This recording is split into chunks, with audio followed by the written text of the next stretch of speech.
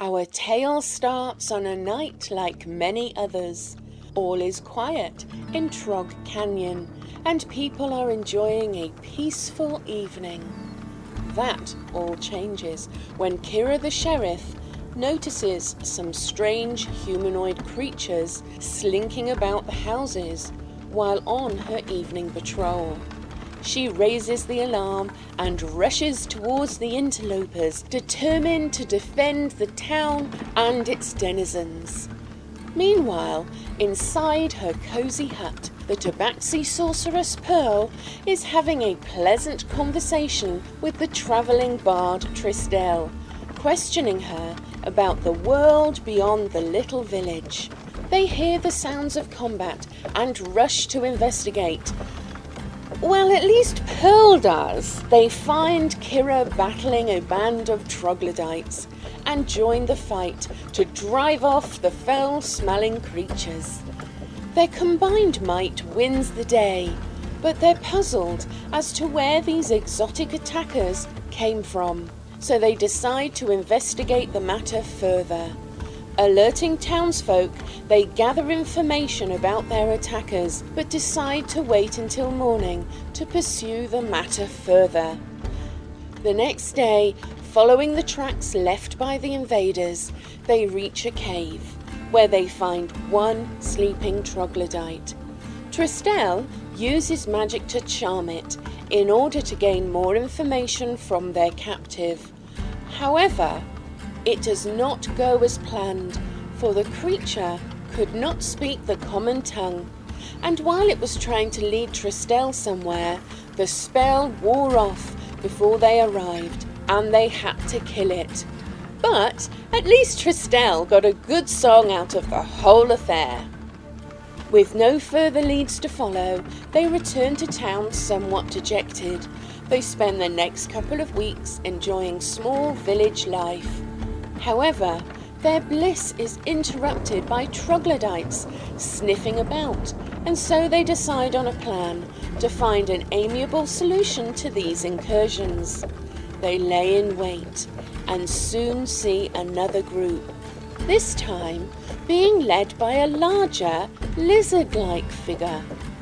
Despite their intentions to resolve this conflict with minimal bloodshed, our heroes soon find themselves fighting for their lives, with Tristel being felled. But again, they win the day and manage to save Tristel. Where is the cold-blooded menace coming from? Why are these mysterious creatures so interested in Trog Canyon? Will the party ever be able to befriend them? Let's find out now on Embers of the Wilds. Hello everybody and welcome to Embers of the Wild on this fine Saturday afternoon. How are all of you guys doing? I haven't seen or talked to you guys in a week. What's going on, Freya? I have a screaming Thor in the background. Otherwise, I've been thinking a lot about triangles and matrices this week. So that's been my work week pretty much. Otherwise, I'm good. Yes, I saw some very funny tweets from you this week. Top tier tweets. They really were. You should check them out if you can find them. What about you, Ashley? How's life going? Pretty good. Unfortunately, this apartment smells like paint right now, and it's a little much. But other than that, I'm pretty good. Well, if you get lightheaded and fall over in the middle of our cast, we'll try and pause. When we get to a good spot. Yeah. What about you, Autumn? How's life?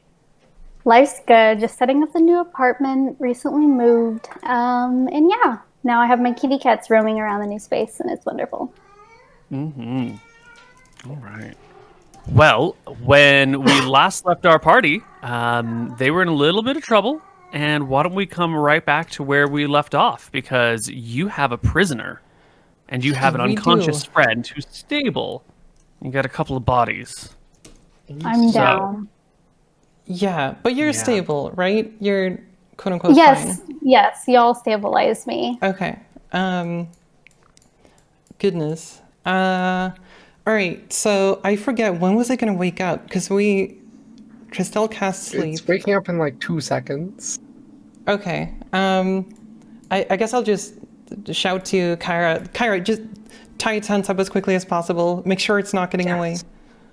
I tie its hands up and I make sure to leave a section of rope that I'm tying its hands up with so I can lead it around without being too close to it. Yeah, your rope is 50 feet long. That's plenty of room to go around its legs, around its hands, around its body, whatever you need to do.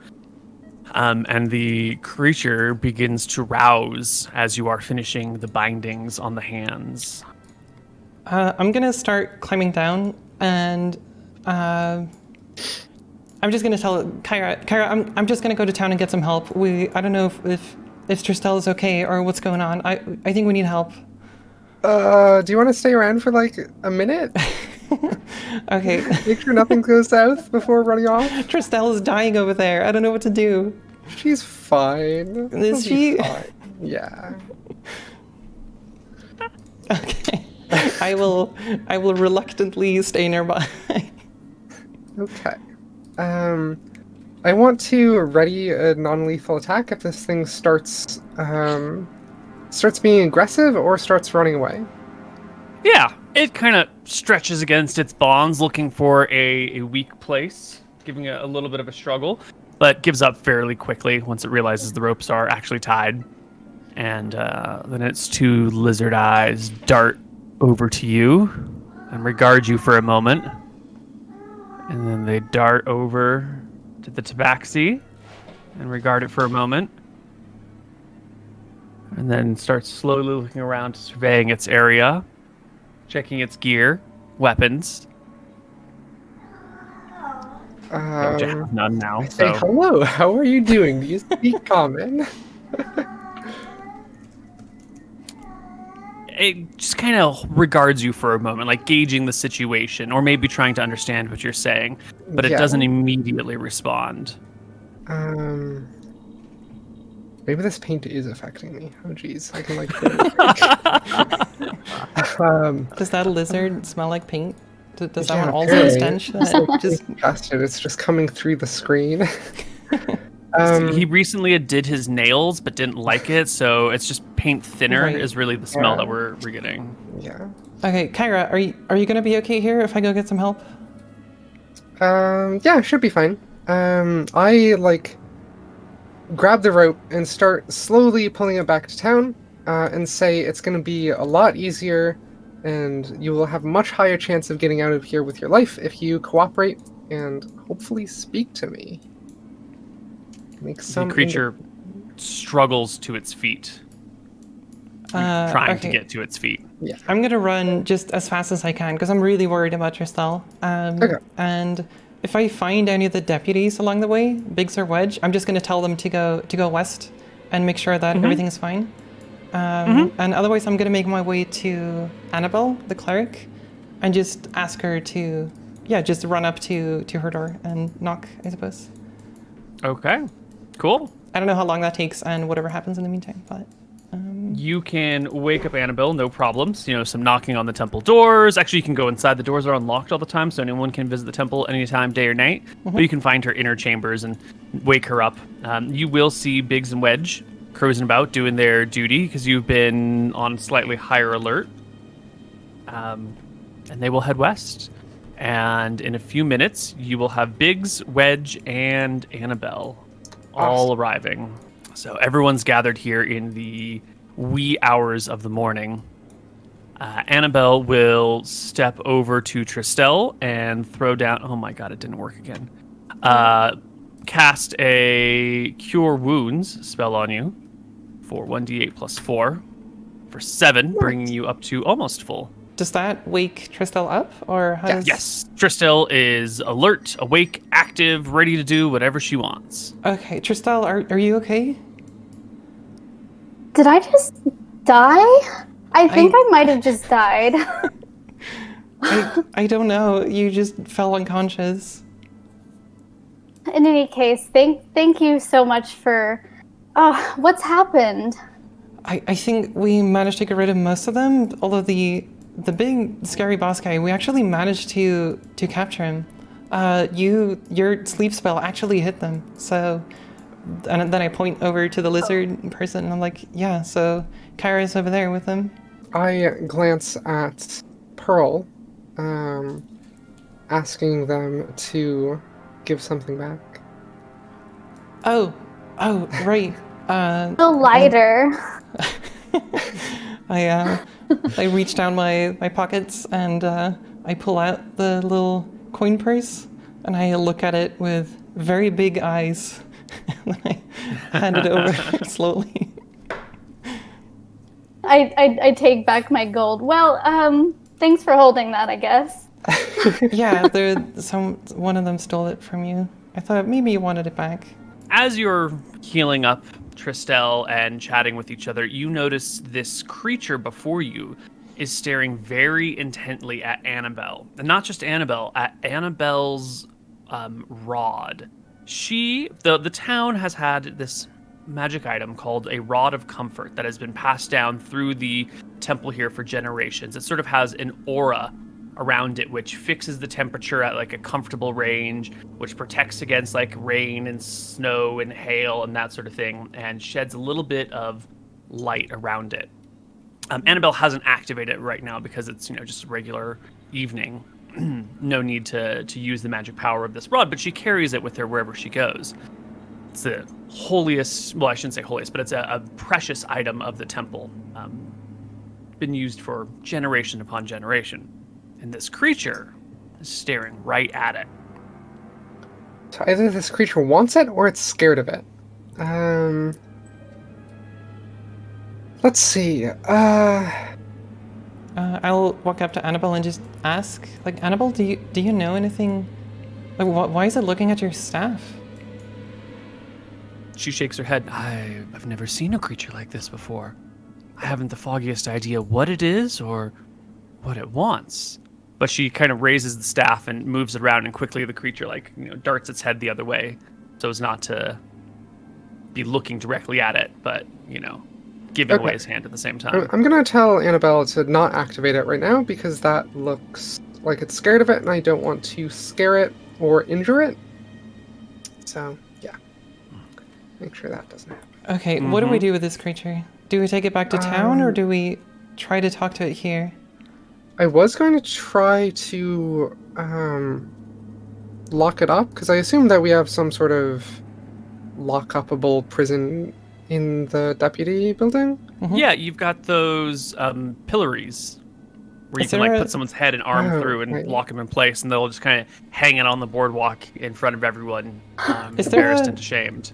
Is there a less intimidating room we can put it in? Yeah. Or just some room where we can at least have it sit comfortably, maybe with a table. But there's not like a proper jail cell, since this town is so small and there's not really any crime going on here. The only real form of punishment is social embarrassment in this awkward, uncomfortable public humiliation thingy.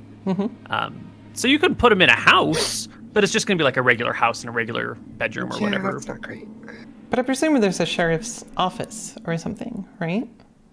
I don't think I want to put him into the sheriff's office. That seems scary. They could do a lot of damage. Okay, maybe we'll just keep it out here then. Assuming we're safe at the very least. I don't know if we are. Maybe... Let's see, let me look at the map. Actually, the town is probably fully unguarded right now. We should probably head back. At the very least, to make sure that nobody's going to attack the town while we're here. Yeah, how about we move over to the east side of where the northern canyon branches off, so we're at least a little bit closer to town. Yeah, sounds good. Okay. Like right about here, sort of? Yeah. Yes. With Biggs and Wedge in tow, they'll help drag the bodies, and you guys can move on down. Is this where you wanted, or further? Yeah, right around there. Yep, that's good. In a little bit of a safer place. Some of the locals had heard the sounds of combat and have popped out on the boardwalk here to see what's going on in the middle of the night. And they're calmly regarding the situation. You've got a tied-up prisoner, the three of you, and these two are just guarding the bodies. Annabelle is here. What do you guys want to do with this thing? First thing, completely unrelated. Forgot to ask you last session if the claw marks on the doors looked like they were intentional, like they were marking a door, or if they were clawing at the door trying to get it open, or... They were at the edge of the door, where the door Okay. meets the frame, like how a cat might try and claw your door open when you, I don't know, try and take a shower or something, and it thinks that it's allowed in. Or like when I forgot the keys. Cause Like when you forgot the keys, yeah. you know. It was a cat joke. I'm sorry, it didn't quite land. Totally but... get it. Yeah. Yeah, I am not on my game right now. I'm gonna say that it's because I got injured and I have no idea how to interrogate this thing. Okay, I will get not too close to it, relatively close to it. Does this one smell as bad as the other ones, actually? Definitely not. No. Okay. These guys over here smell atrocious. Okay. They're clearly some sort of like filth dwellers. This thing, you know, just sent by a proximity to these other guys. Okay, I'll just who are you? I am Braxis, and you would do well to let me go. I would love to let you go and let you go on with your business, but it seems like maybe some of your people have been attacking us here in this town, and we're really worried about the health of everyone living here. I don't know what you want here, or if there's anything we can do to help you, but whatever is happening right now is not good, and we need to change that.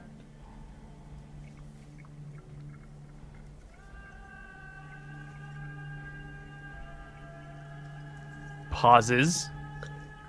Collects itself. If you do not let me go, my kind will descend upon this town, slaughter you to the last, raise your buildings. All right, sure. Okay, we're going to let you go after you answer some questions for us and explain to us why you're here and what do you want. Yeah. It looks towards the Tabaxi. She knows. I look over to Kyra and just shakes my head. Turns and looks at Tristel. That one knows too. Anything I just woke up from almost dying. I regard those two with a little bit some suspicion. I'm not sure what's going on. Kyra, I have no idea what this creature is talking about. Could you elaborate on what exactly I already know? You don't feel it? In the air? We feel What? the atmosphere in the air. That's it. Then you have nothing to fear from us. Actually, You we are kind of not the do. You people kind we of thought you attack were. us.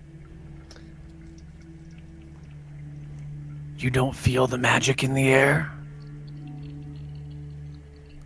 I don't know if I do. Where is We this do magic have- coming from? That's what I'm looking for. We're here to find it. Is it coming from our town?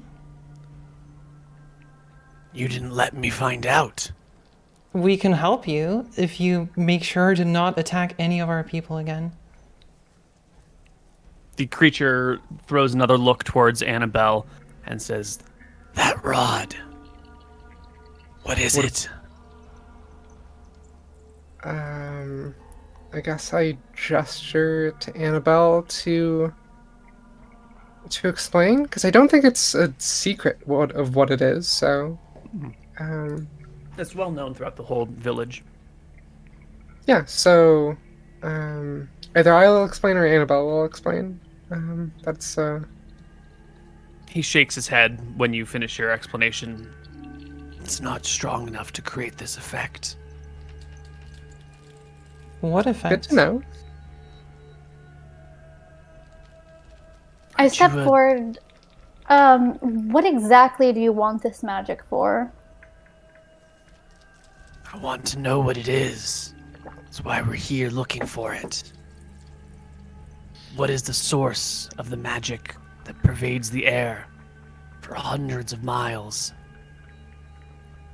Is it stronger here than where you came from, out west? It sniffs, shakes his head a little bit. It's weak and dim everywhere. That's why I'm looking for a source. But if you don't know what it is... You know what? Fuck it. Do you want to be walked through town to see if you can sense anything? Not going into any buildings, just walking down the river. The creature gives you a polite bob of the head. All right, let's go find this magic source. Okay, yeah, I guess we'll just patrol all together. I guess I'm just going to tell Wedge to stay behind and watch for any other creatures to make sure that nobody else is attacking or something. And Just as we're Wedge? walking... You're gonna keep Biggs with you? Probably. Yeah. Okay. It's probably good to have at least 2 like town authority figures leading this creature. Otherwise, it's just going to look like I brought my weird friends, and I don't know. I don't want that vibe. Okay. Well, off you guys go, walking through the town. And as we walk, Walking I'm past going the to lord. explain that we have no intention of hurting this creature. The only reason that we're hostile is because it seems like you were hostile first, and we would love to cooperate to find whatever you want. We just want to avoid bloodshed. It accepts your rationale and does not attempt to escape at any point. And you guys can walk through the town. It sniffs the air here and there. Its lizard-like eyes dart around. Its nictating membrane blinks back and forth as you make your way through the whole of the village. And once you get on past the tavern and past all the gardens and down to the baths and the big swimming hole at the end of town, the creature shakes his head and goes, "There's nothing here." And why are you here? He says, and looks straight at the Tabaxi.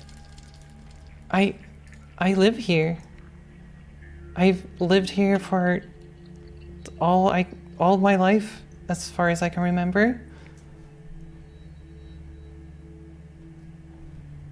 And he does the same, looking to Tristel. And You? What brings you here, if not for this magic? You know, I'm just trying to get away from everything else. I don't know anything about any magic. You're a spellcaster. Well, except my own.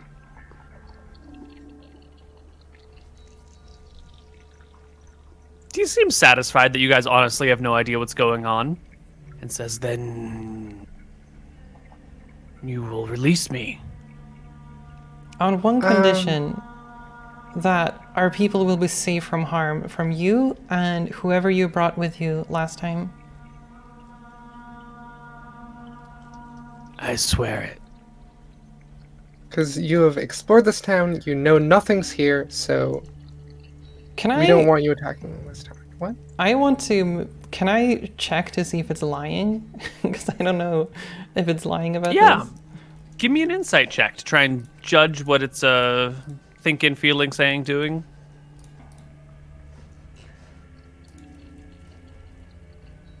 $19, that's a very good roll. You can see that this creature has very little regard for any of you here. Doesn't really care about you, probably wouldn't mind lying to you in any way, shape, or form. And this comment, you know, it's probably true in the moment, but you also get the distinct impression that if they ever had a reason to come back here, he would completely ignore this oath that he's sworn. Makes sense. I look toward Annabelle and I'll ask her, do you know anything about what this magic they're talking about might be about?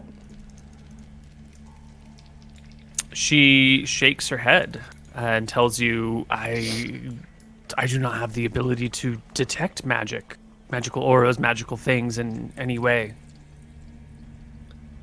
I was gonna see if we can help this creature, but it seems like it probably won't accept our help.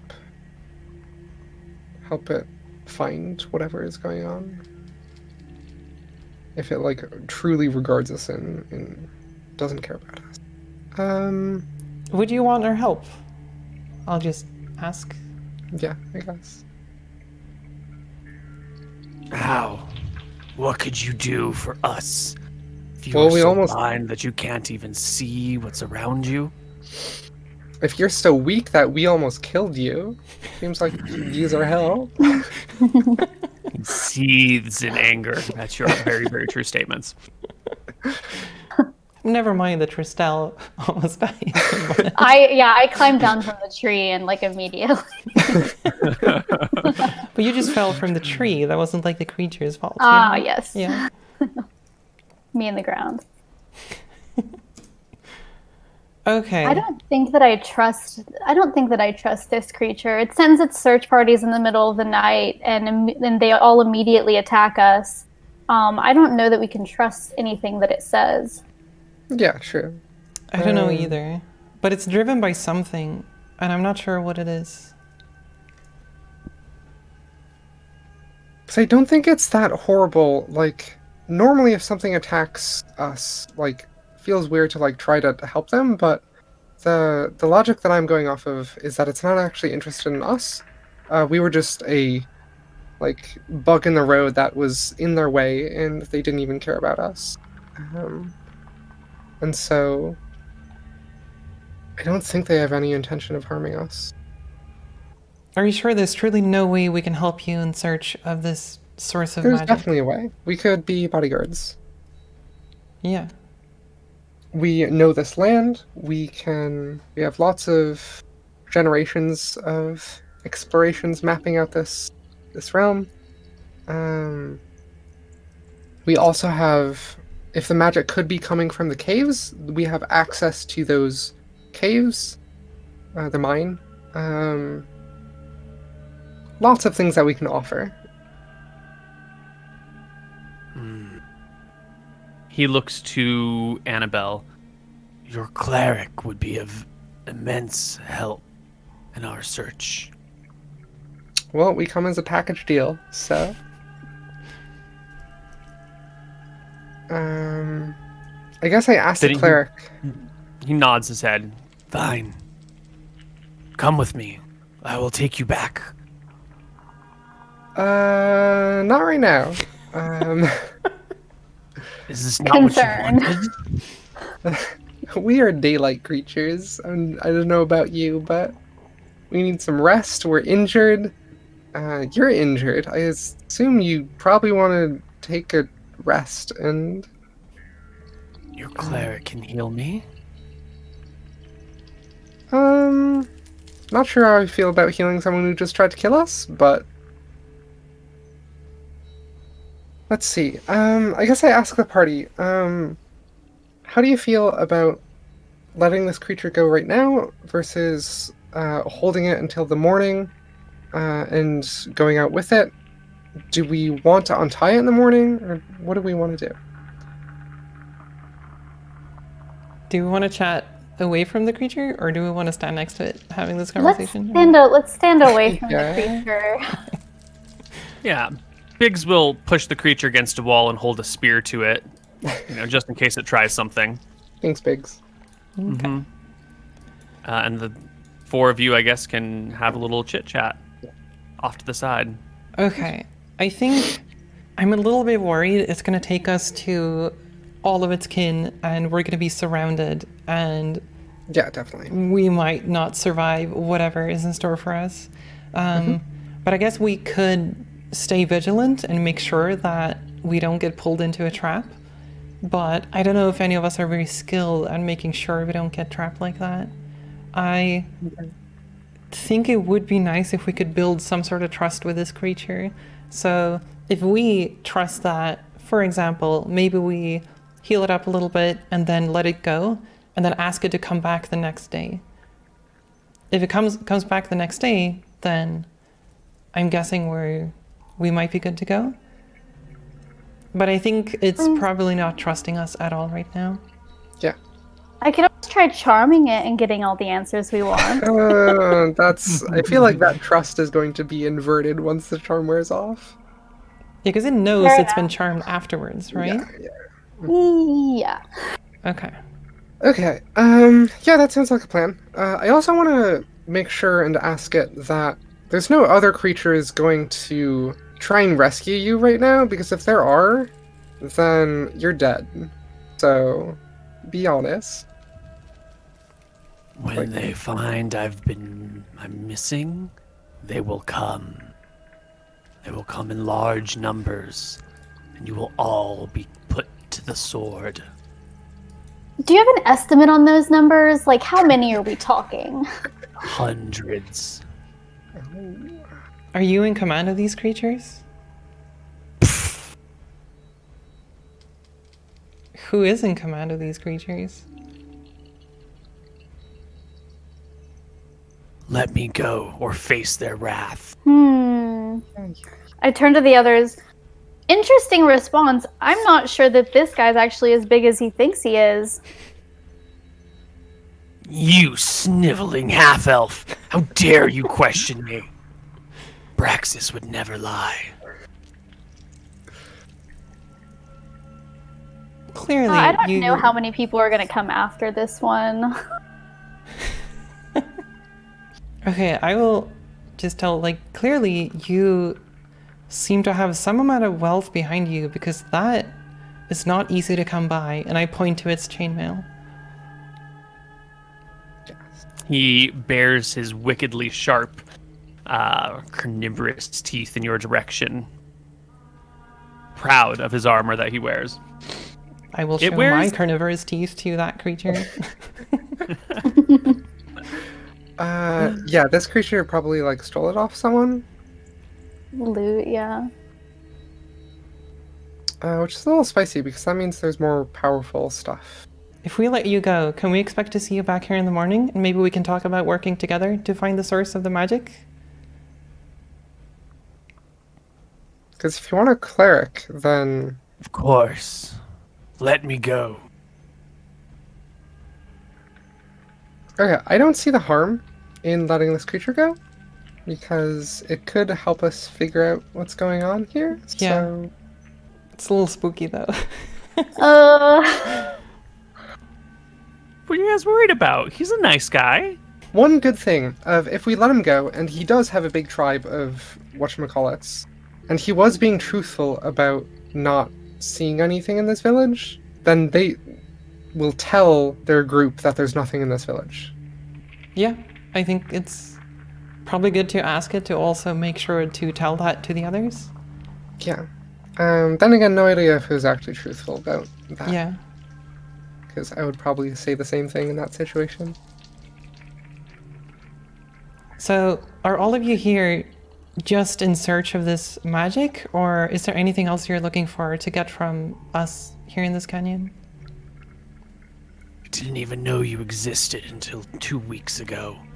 Your puny, petty lives are of no value to me. I'd slap him. Hey, there's no need to fight each other, okay? Calm down, Kyra. Calm down. I forgot your name. I'm very sorry. Praxis! The job done. Praxis. just chill. We can solve this. I cheer. I don't I care cheer that at you the think that slapping. we're nothing. I think you're nothing. And let's just get Kyra? over it. Cut it out. How about this? You meet us up tomorrow morning in... How long do we need to sleep? Because it's late. It's like... I don't know. Yeah, it's pretty late. The sun's probably going to rise in 4 or 5 hours.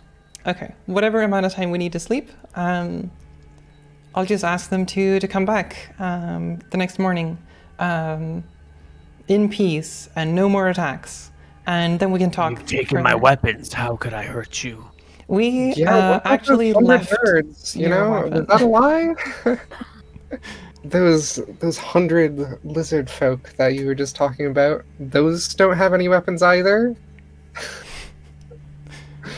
They're too far to reach by morning. Mm, Our I encampment see. is far from here. I see. How far is it? 3 days. Good to know. Do you want to come back in a week, or do you want to come back tomorrow? He shakes his head. Weak minds like yours can never make a decision, can you?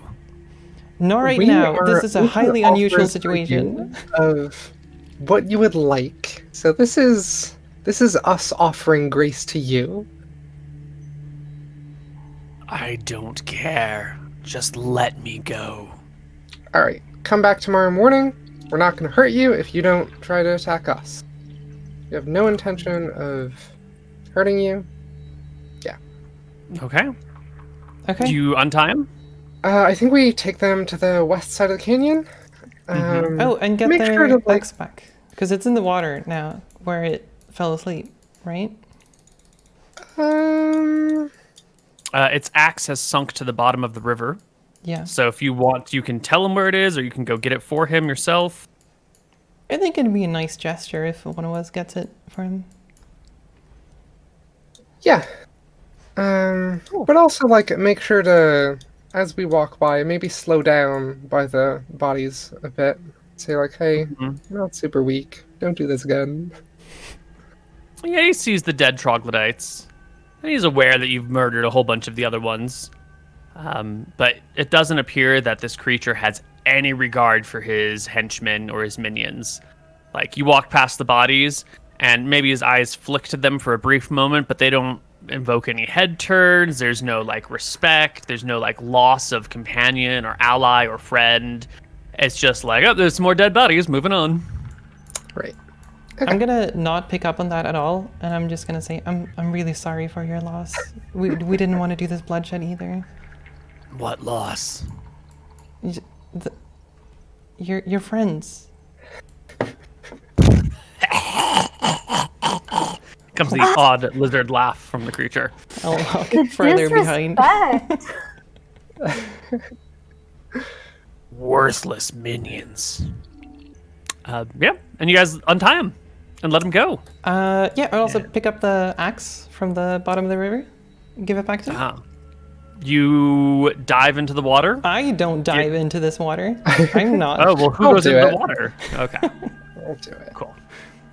I was going to say, I didn't think that you were going to happily jump into a river. You can get the axe, hand it to him. He will stick the haft into his belt, take the shield, and trudge up the river. And vanish from sight. Okay. Cool. Yeah, I think that went really well. Because we showed them that we're willing to cooperate. If they need something from this town, it's easier for them to cooperate with us instead of fighting us. So hopefully they don't fight us again if they need to get into this town. Like, even if they don't respect us at all, still easier for them to cooperate. Okay.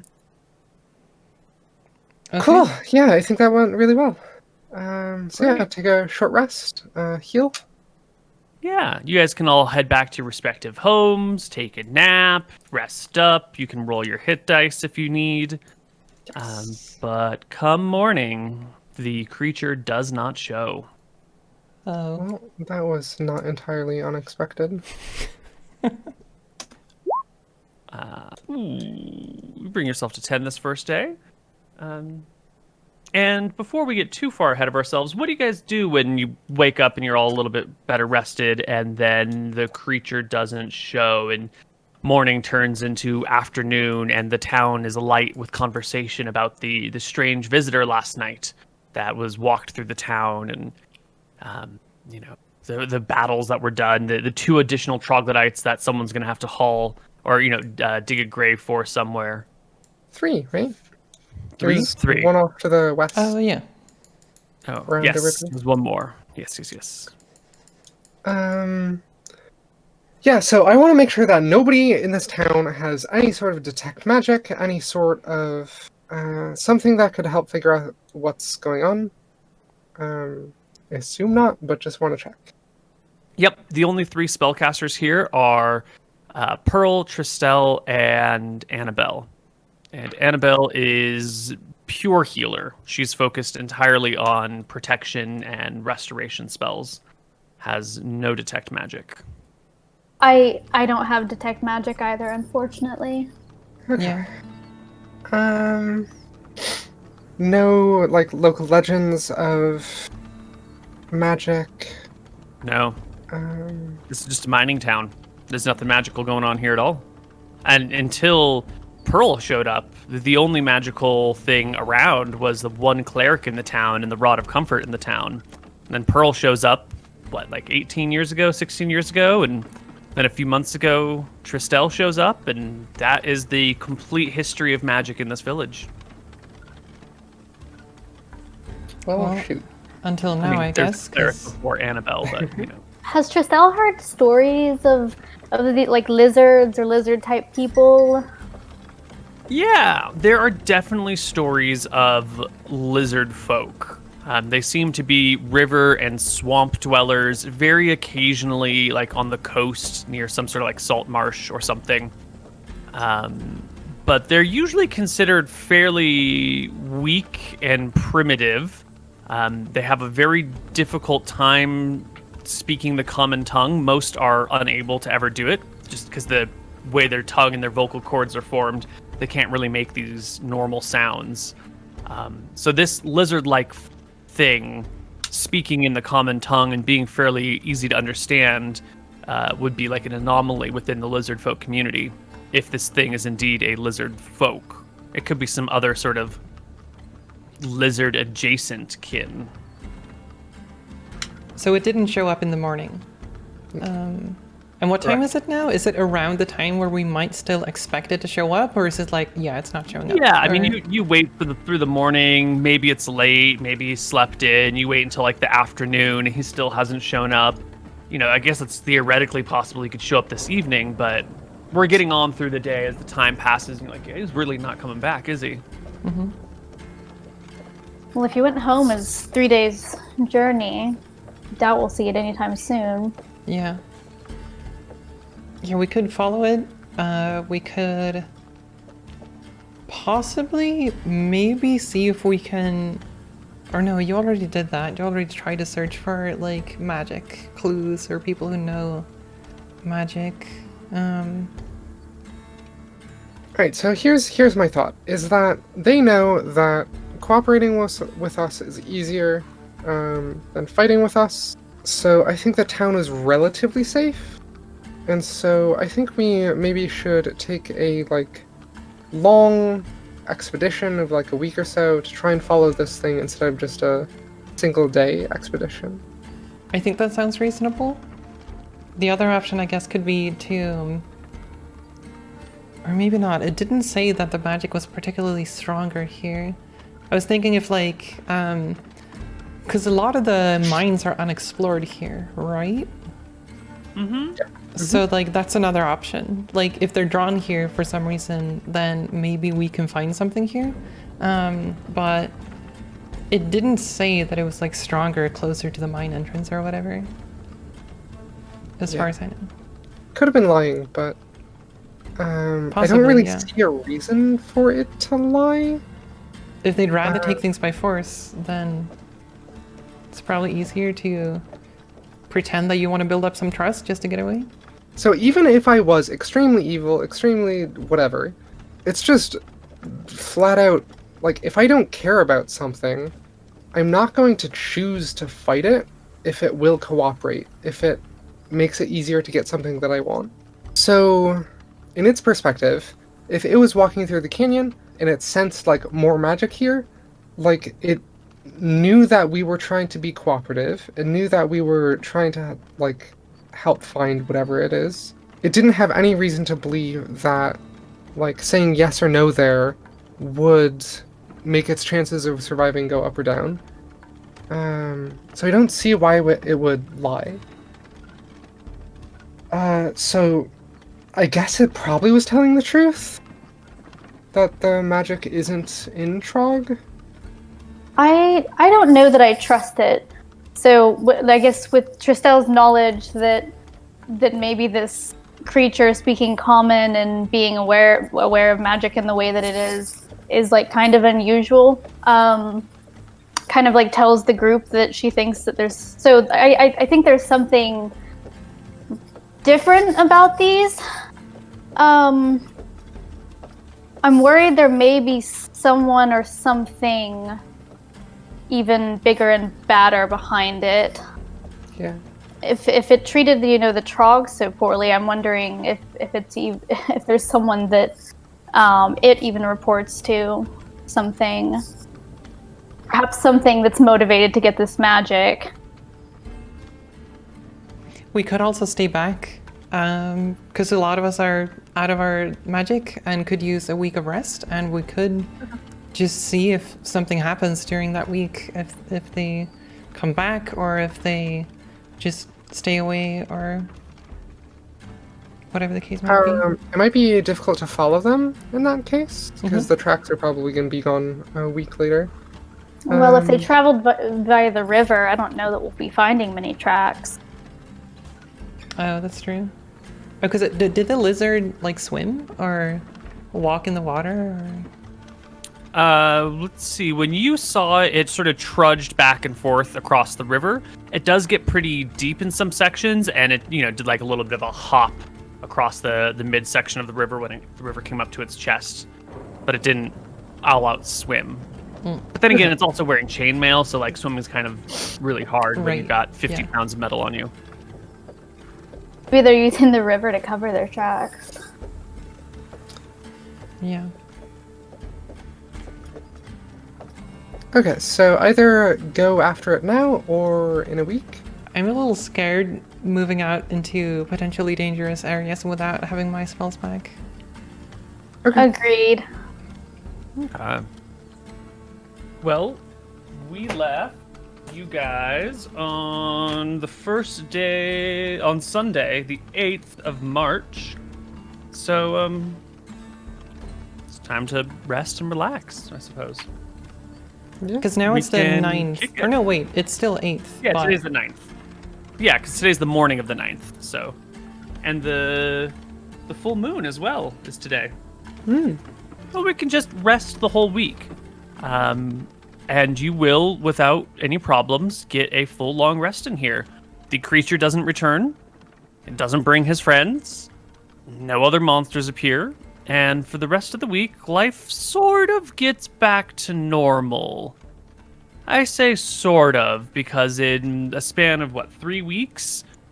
You've had a couple of incursions of these troglodyte creatures, and this weird lizard thing that was super creepy, and Biggs and Wedge and Annabelle and all you guys have been probably talking about it quite a bit with the town.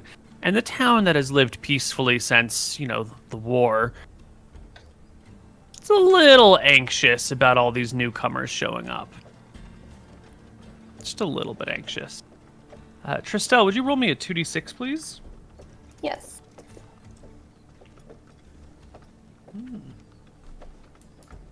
Yeah. So you get through, you're going to get through your long rest. Is there anything that you guys would have wanted to do or say or have done during this period of resting?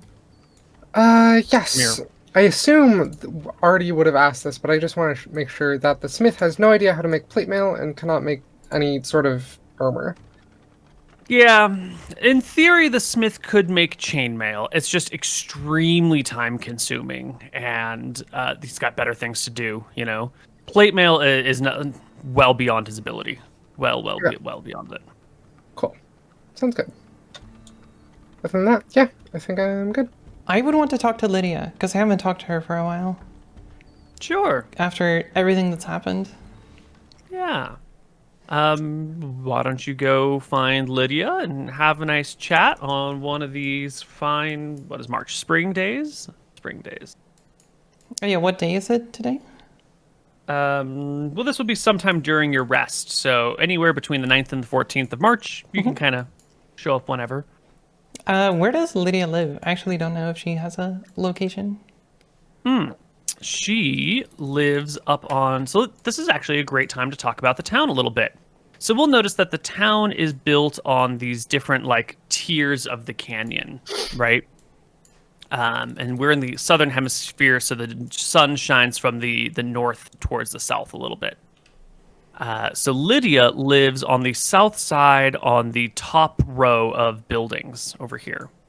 One you ping of that again? these, sure, like this building probably, the one with the flower pots in front of it. Yeah, so she lives in this one with the flower pots.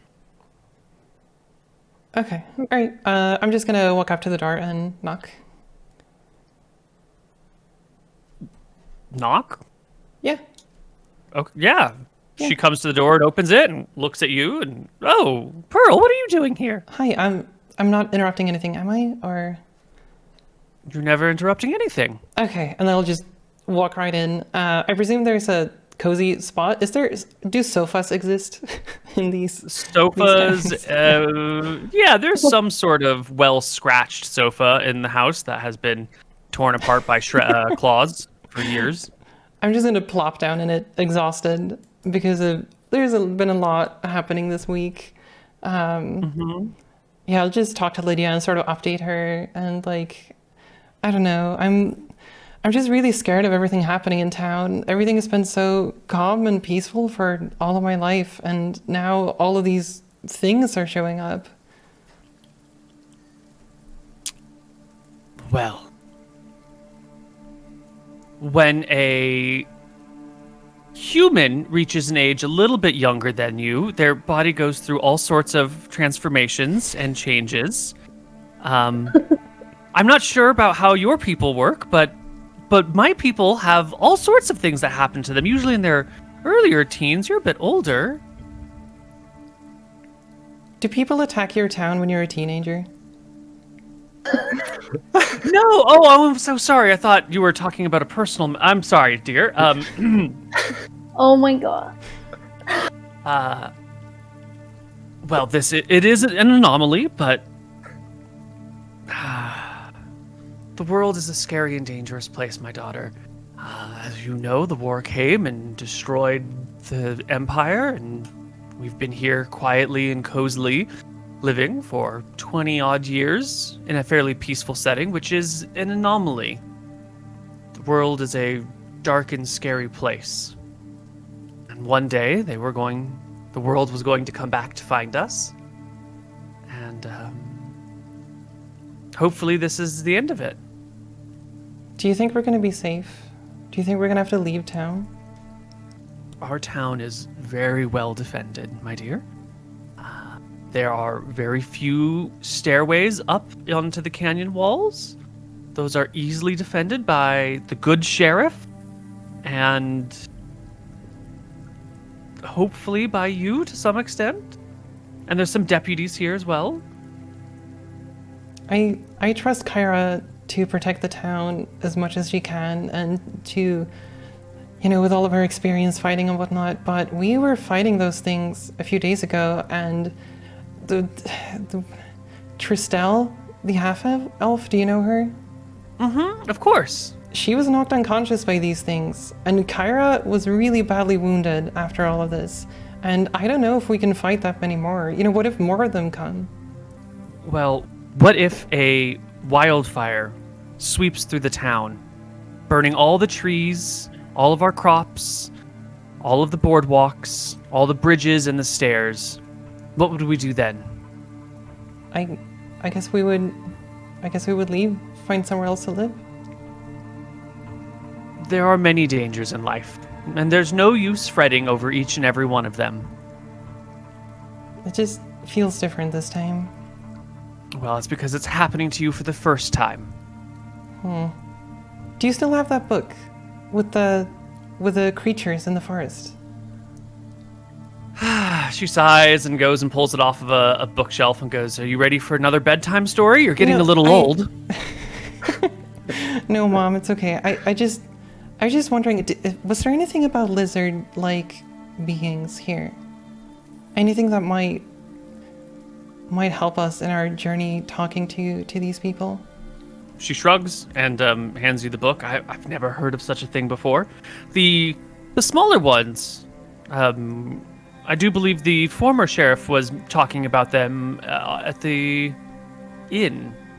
I overheard him saying something about troglodytes and cave dwellers, stinky creatures that live deep underground. Did they used to live in these mines? No. These mines were created by settlers of the Farron Empire. They did not exist before our people arrived here. I'll ask if can I sleep here this night? Just on this couch. She'll bring you a blanket. Thanks. Not that I think a cat needs a blanket, but I want you a know, blanket. of course. So that's your little encounter here. What about you, Tristel? After almost dying, after all this adventure, what are you going to do with this? This is, prime lore, prime song building. And so I'm drinking. I am going straight to the source of the town's wine stores, and I'm drinking, trying to fend off the anxiety of almost having died, and trying to dip into that well of inspiration. About that time that I climbed up a tree and then came down and then almost died. Wow. Well, why don't you give me a performance check to see if you can come up with a good tale or a good song or a ballad or whatever it is that you write. Oh my god. That is a natural 20 with a +6 modifier. You apparently are more inspired by this tale than the last one that you had fought in. Yes, what is it? absolutely. What does it sound like? Is it a upbeat tune? Is it sad? Is it epic and heroic? What are we dealing with here? I think upbeat, yes. Heroic. Turning every step of me going up that tree and then coming down into just the most epic tale. And then the experience of me almost dying was actually a journey that I went on, that near-death experience, and what I found there. What did I find there? What did you find? Some inspiration, a reason to keep going on and exploring. Yes, and I'm very drunk while I'm writing all of this. Well, why don't you take actual inspiration, which is a 5e mechanic we haven't explored yet. Anyone can have one inspiration. If you get a second one and you already have one, it doesn't matter. You just stay at 1. Inspiration allows you to get advantage on any one roll, but you have to declare you're using your inspiration ahead of time. So you might want to save it, but if you save it and you get more inspirations, then you're just like letting it rot and waste. So you can mark it on your character sheet in the upper left-hand corner, right above your proficiency bonus. And when it comes time for a roll that you really want to succeed on, just say you're using your inspiration and you get advantage. Nice. Mm-hmm. Inspired. And what about you, Kyra? So I guess I asked my dad about the troglodytes, and I think I already asked him a bit about it. Cave dwellers, etc. I thought he hadn't seen them before, but apparently he has. He's seen them, heard of them, he's never really met them in the flesh before, but he's chatted about them and seen bodies. Are there any cave systems that we know of nearby? Yeah, definitely are. Up the river, there are a couple of large cave systems, and there's some old abandoned mines upriver as well. Okay, so any one of those could be a habitat for these things. Yeah, this village was one of many, and some of the other ones were further up the river and were abandoned or destroyed during the course of the war. And there had been some other excavation sites that didn't pan out or had been mined to their completion and then left and abandoned. So there's a bunch of empty, deserted mining systems along the river, and then a couple of natural cave formations lying around. What are you more interested in? Mostly interested in seeing where these things could have come from, where they could have camped out. I'm purely a tactical mode right now. Well, up this very river, There's a bunch of these abandoned mines and random cave systems. Okay. But there's a lot. Yeah. So probably not being able to see them all, I imagine there's probably some form of habitation at the entrance of these things, so we could maybe check a couple of them, but I don't think it would also be very useful to us to know where these things live. It's just good to know that they might have a stepping stone of living close to us. Okay. Mm-hmm. Have you heard any stories of these things being led or ruled by other creatures that are more powerful than them? Are they generally an independent sort of creature, or...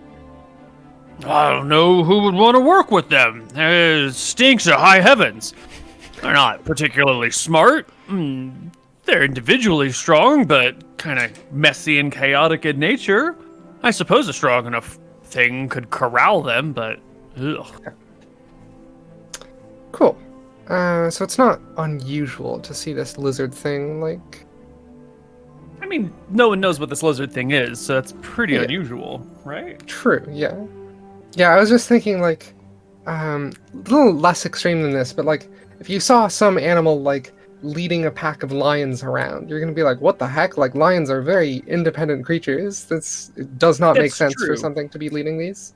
That's definitely true. These things are a little bit more humanoid, a little bit more sentient, so they have, like, a concept of hierarchy and leadership, and if there's a strong enough thing, it might be able to corral them into doing something. So that's, not too... The specifics are unusual, but conceptually, it's plausible. Cool. Yeah, I think that's all I can figure out. I don't think I have any other questions. Okay. So, yeah.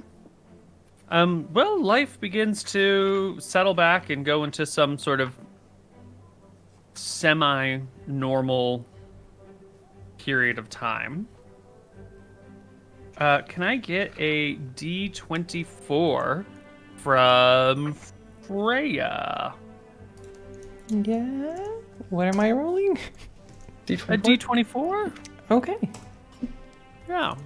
These are not important rolls. Don't worry about it. Okay. It's fine. I'm glad I got 21 specifically. It's a good number. It's a good number. I'm suspicious. Out of character, I'm suspicious. But not in character. Standing Everything's through fine. any book. Fine. Random dice rolls are fine. Nothing ever comes out of them. Yeah. Anyway, none of my wild magic has triggered, so that's kind of true. Nothing came out of that. Oh my gosh. So... Knock on the nearest wood, like throw salt over your shoulder, like whatever. Oh, yeah. Neil, I had an idea for the Tides of Chaos. Because it's kind of weird that you can't activate Tides of Chaos if I run out of spells. That feels strange to me. It's probably fine, but it's like, it makes this weird situation where I can just decide to do that with my last spell and then it will never trigger, right? Oh, I interpret it as the next time you cast a spell, even if it's a month or a year later, is what my interpretation is. Oh, I thought that reset when you got a long No, I rest. think... Yeah, you get your long rest, and then I think I get to still declare it. No, is that not how it reads? I I thought thought it... the Tides of Chaos refreshed after a long rest and you are able to use it again or something like that? I think you get to... So Tides of Chaos is triggered by something, right? By you declaring an advantage on a roll. So you get to declare your advantage after a long rest. But I get to declare my Wild Surge whenever. And my declaration of Wild Surge doesn't dissipate with long rest. Do they stack? If you have, like, a store continue to of- use... Yeah, why not? Yeah, if I keep forgetting to make you roll on your Wild Surge table, then I suppose I just get to store them up and stack them up. Okay. Yeah, that's fine. I was also thinking, like, because since we have the extra rule of the cantrip surge, I was thinking, like, the alternative could be like, oh, maybe you can activate 2 cantrip surges instead of 1 spell surge, or something like that, whatever the math works out to be. But All right, I'll think about it. you know Get what? some It's fun up to stuff you. here. You can just tell me to roll on whatever table at any moment, and I don't have to understand the system behind it. But So Perfect. So there we go. Perfect. All right. So like a week and a few days pass. Things seem to be getting back sort of to normal. Do we have any chance of leveling up right now, or should we just do that later? No, it's a great time. Let's dole out some experience points. I have a little chart of what you have earned thus far. So let's do it. And this is a great period of downtime in which you guys can gain your XP. So, for defeating, I believe it was 8 troglodytes. Yeah.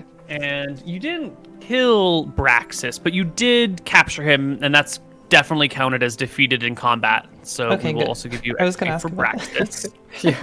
Definitely, yeah. They told you about this odd, like, magic that he's smelling or tasting in the air that pervades this whole area.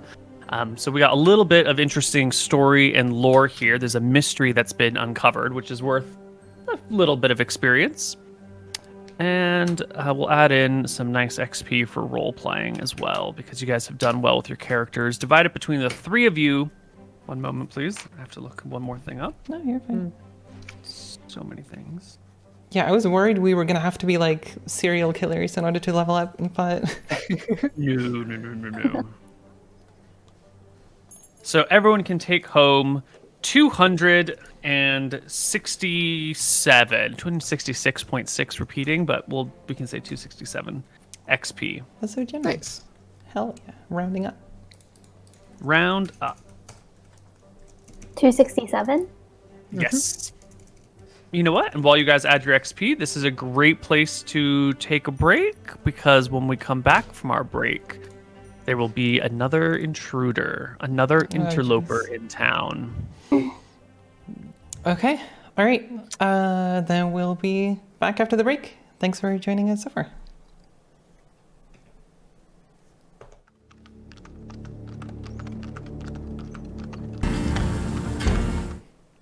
Hello, everybody, and welcome back to Embers of the Wilds.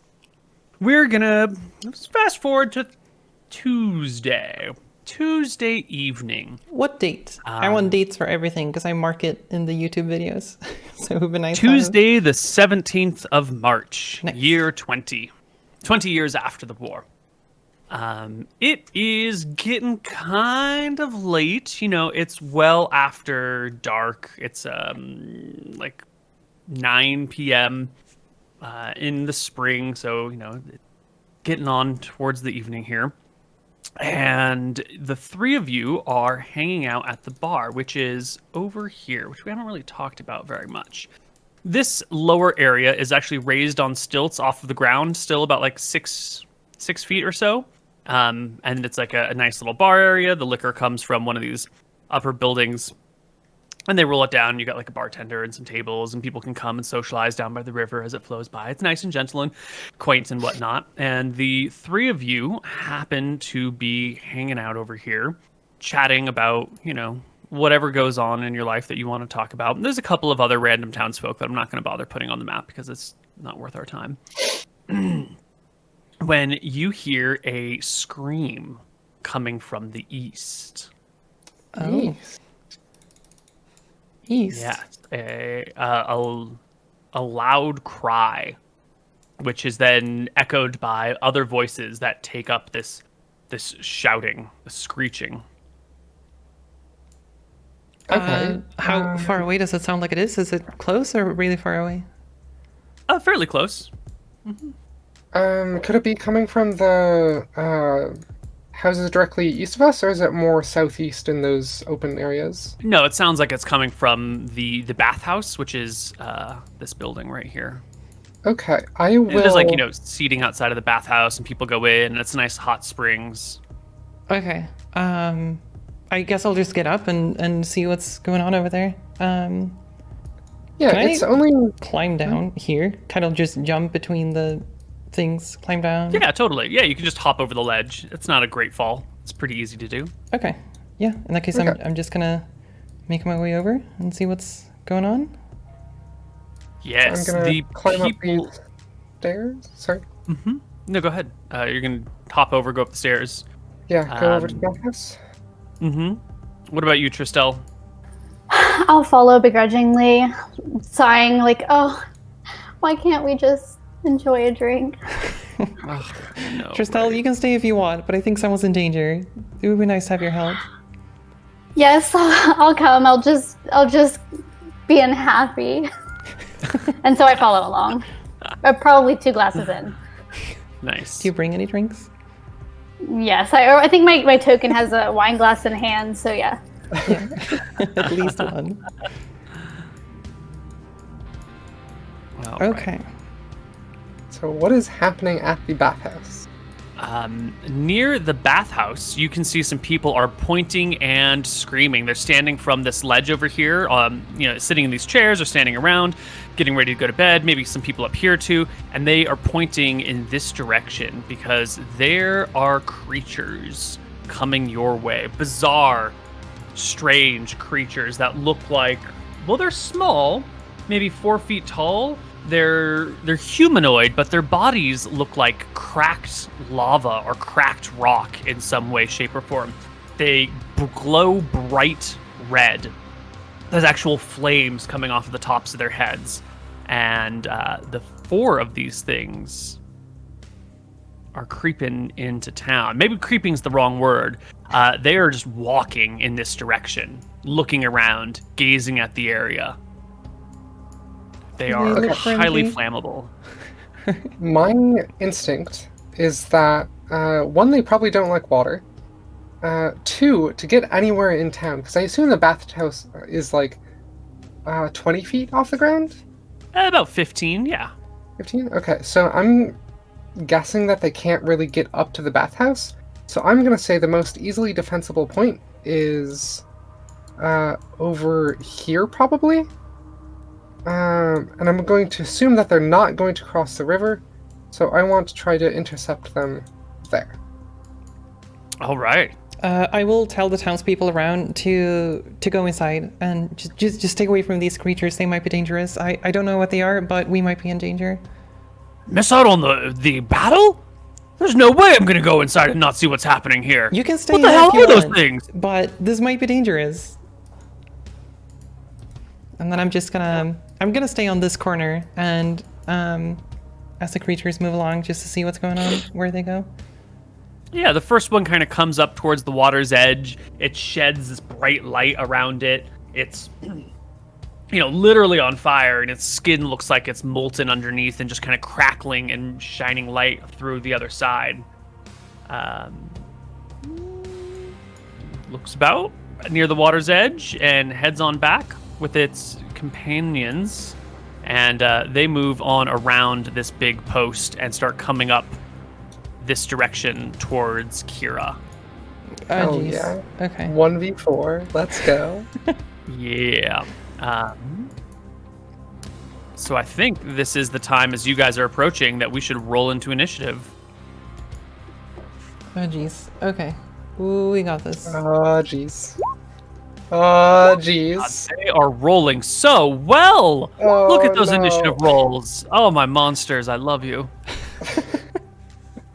Oh, fine. Autumn, Tristan, help. why don't you just go ahead and, I throw back my glass and I'm like, okay, well this is interesting, and then smash it on the ground.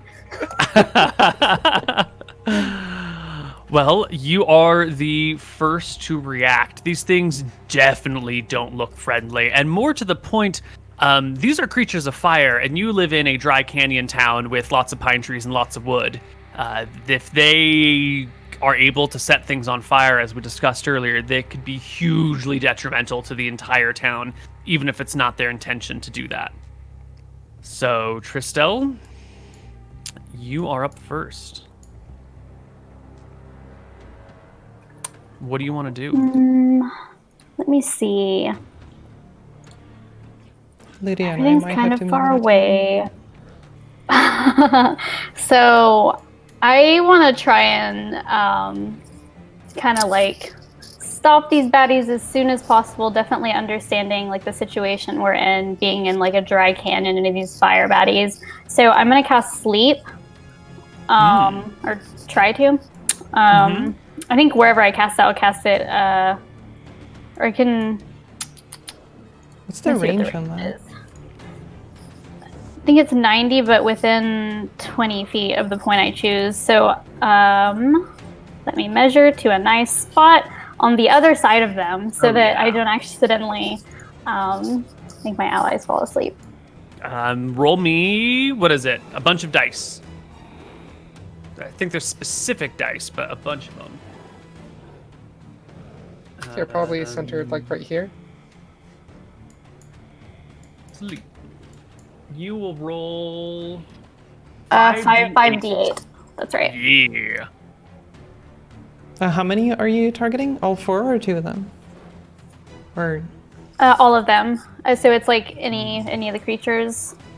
I think there's a number, but I think they're under that. Yes. So there's no saving throw on this one. The first 2 creatures are immediately put to sleep by your spell, and they just crumple to the ground unconscious. This one would take its turn, but it's asleep. This one over here is going to hop into the fray. It sees Kyra, and it comes for you. no. It will step towards you. Let me just double check I got its stat blocks down. So it is currently ablaze, shedding bright light in 10 feet, dim light in another 10 feet, and it's just gonna attack you. It will raise its fist towards you, which is a flame itself, and try to just like scrape at you and burn you with a 15 to hit. Nice. Misses. I bash it with my shield aside so I don't get burnt. All right, you survived the first blow. This next one is also asleep, and then Pearl takes her turn. Well done, Tristel. Okay. I think I will just cast Firebolt on the one right next to you, Kyra. Roll me to hit, and roll me a cantrip surge first. Okay, it's stable. Stable. It's never gonna trigger. Hell yeah. That is an easy hit. All Her right, flame erupt across the creature. 6 damage. The creature is made of magma and fire. The spell has absolutely no effect on it whatsoever. Neil, this is my one attack. Well, we're gonna have to start looking for other options, then, aren't we? Oh no. I'm just gonna stand there and look surprised and simultaneously not surprised. This next creature will come over here and like roughly shake its ally awake because it just fell asleep in the middle of combat. So this thing comes over and starts like, shaking it, kicking it, making weird sounds that sound like the flow of rocks. And this other one will wake up. But that is its entire turn. And Kyra. Let's see. Can't move anywhere because of attacks of opportunity, so I will take a swing. All right. No, shit, that was the wrong button. I'm sorry. No, we'll use that attack roll because it's the same attack roll. It's just a different damage roll. So Okay. you will strike the creature. You'll still have to roll the other one to get the damage button. Right.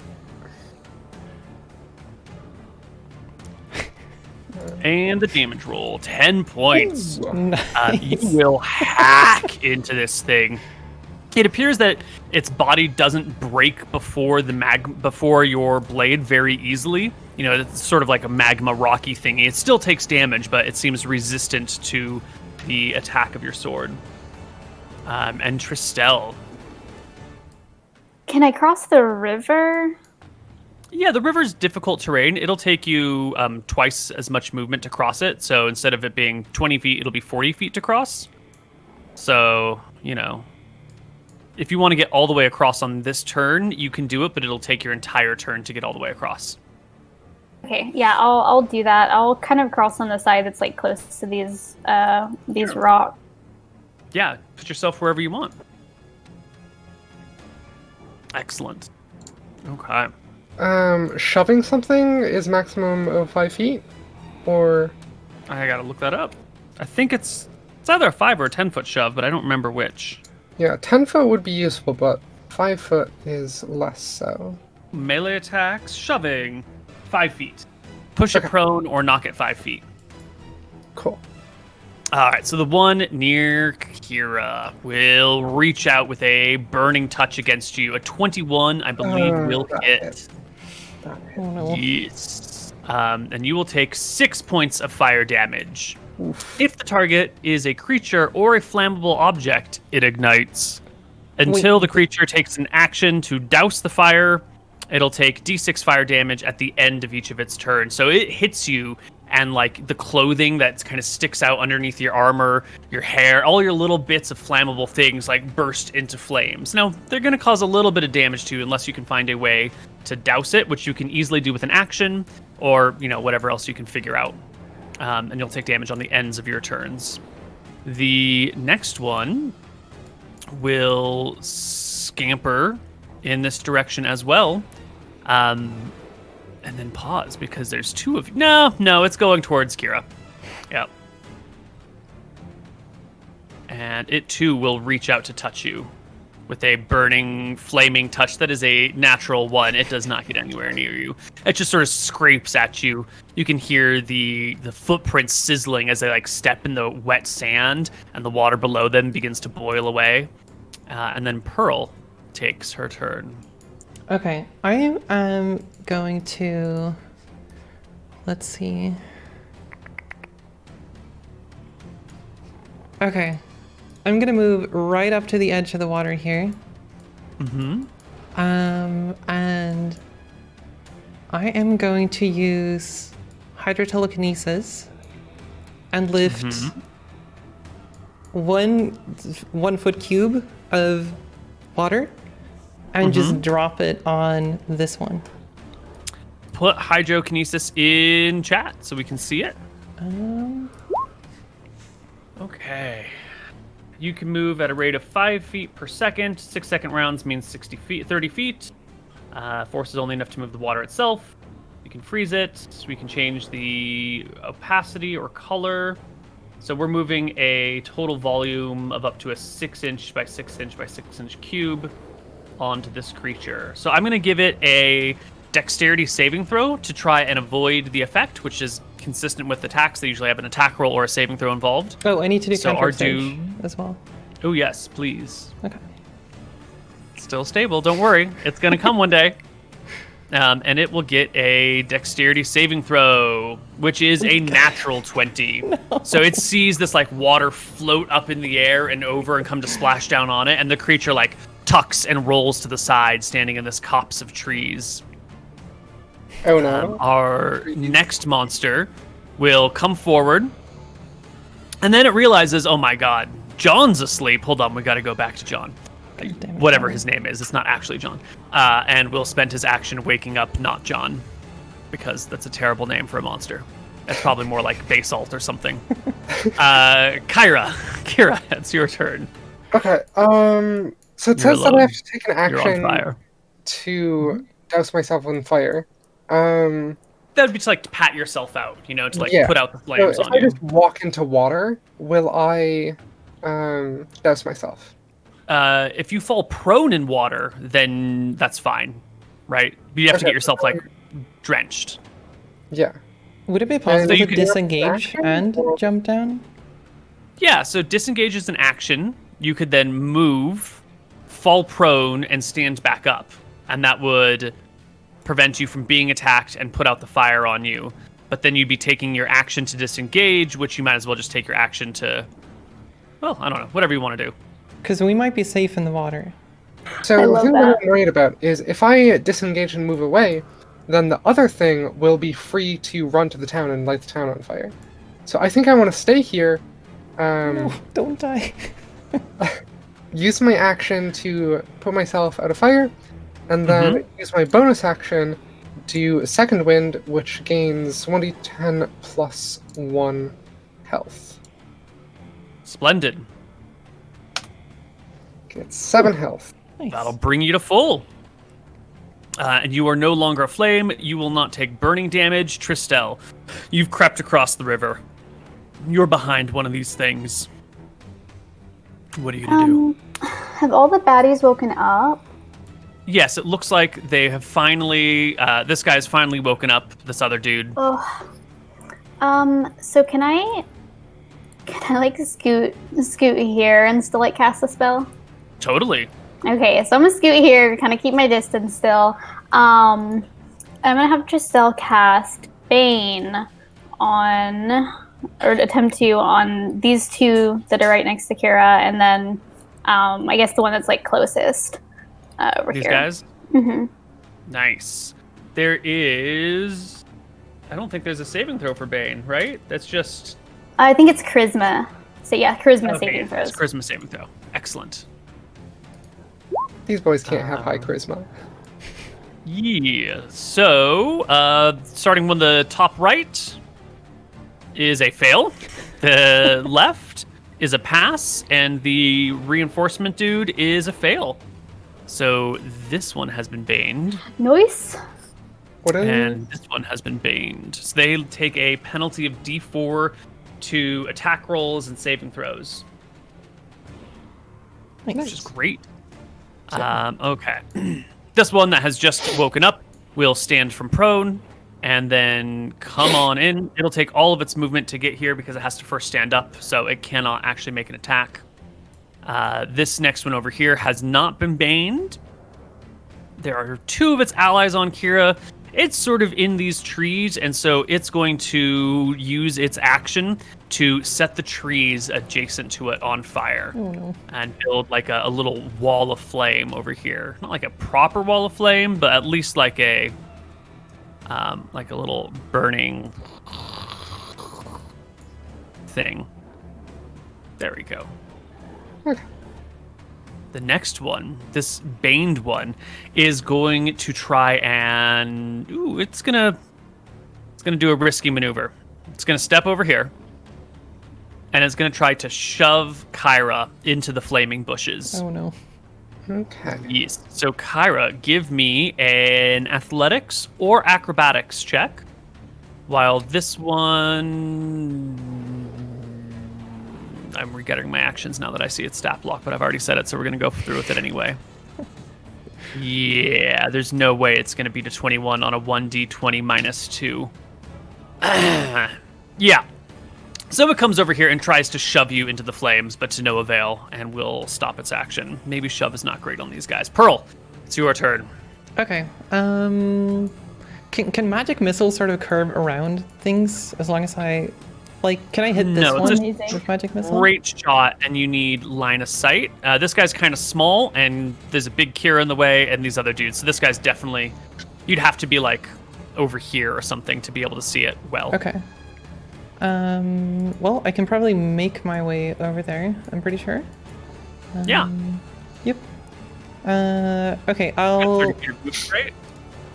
Yeah. Right. There you go. No problem. Easy peasy. And then I will do 2 missiles on this one, I think. Now, what was that rule about when you cast a Jeez. spell, I get to declare Wild Surge? It's gonna be great.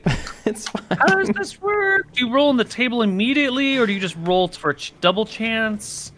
What are we doing I think here? it's a direct roll on the table. I'm pretty sure. You must finish a long rest before you can use this feature again. Anytime before you regain this use of the feature, can roll on the Wild Magic Surge table immediately after you cast a Sorceress spell of first level or higher. Well, it is after. So I guess you still get your regular D20 chance on a 1. You get a normal surge, and then my second surge after that. So roll me a D20. 7? All right. Roll your damage. You said 2 on the first one? Was it? 2 on this one and 1 on this one. Excellent. Roll me 2d4 plus 2, and then 1d4 plus 1, and absorb a spell slot. Okay. Ooh, that is a bad roll. 1d4 plus 1 for the other one? Yeah. Oh, that's a great roll. There we go. 5 to each of them, and it seems that these magic missiles do their whole extent of damage. Now, on to the fun bit. Roll me. It's gonna be great. The first one of the game. What do I roll? Oh, you're rolling me a D100. Okay. I'm excited. Freya's probably not. Which one is the fireball? I don't want to die. What table are we using even? Who knows? Yeah, I don't know. Okay. We got this. It's fine. 3 seems not good. Fine.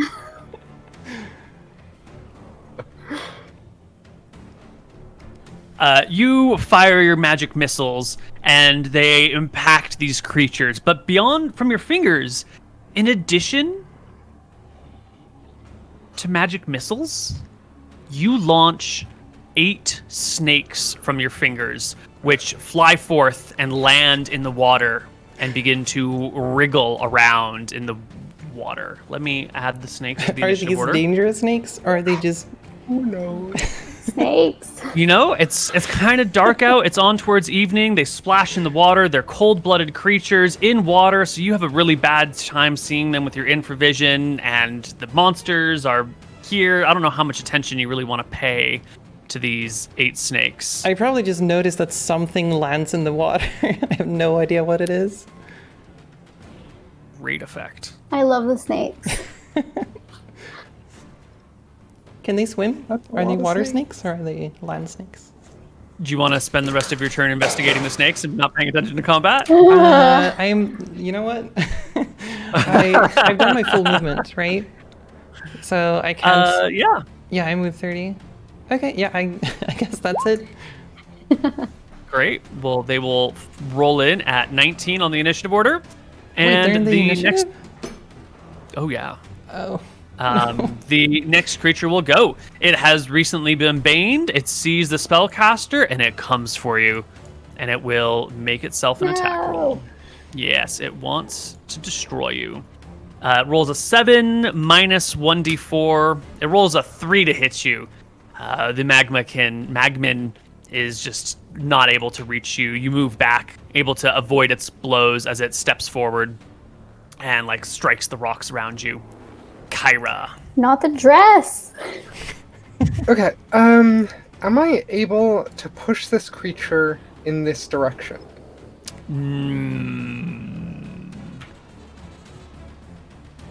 It would be a push like this. Because it's 5 feet, so diagonal is a little weird. Diagonal's a little weird. I feel like you could push it 5 feet diagonally. That seems fair. Okay. Because you've got a shield, right? Yeah. Yeah, so I think if you bash someone with a shield, you can bash at a bit of an angle. I'll give you that. No problem. Hell yeah. Okay, I'm going to try to bash this one into the river. Great. That is your athletics check versus its acrobatics check. Or its athletics, whichever it decides. Your 13 versus its natural 1. The creature stumbles and falls into the water. Or, walks through it hissing, and it is cooling on the outside. You can see that its like rocky exterior goes from this like glowing red, yellow, orange color to sort of like a darker color as the water extinguishes its outer heat. And we are going to add this. Doesn't take damage though? It will. We'll see the effects, but it's not taking outright damage. Okay. Tristel. Oh boy. I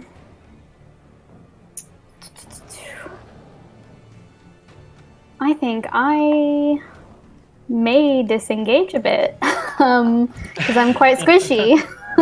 So I'm gonna hang out over here in the water. Sure. You can get the middle of the water is going to be like up to your waist or so, maybe a little bit above. So you can hang out in the middle of the river. You can get all the way halfway across. Yeah. Yeah, kind of closer to the shore of the other side. Tristel, Great. watch out for the snakes. I think I put snakes in the water. Snakes? Why would you do that? I'm sorry. Why would you put snakes in the water? I just do sometimes. It's such a strange choice, Pearl. I know. All right. This next one will come and just attack Kira. This one is not baned in any way, so it just tries to rend your flesh with its fiery touch, but instead hits your shield to no avail.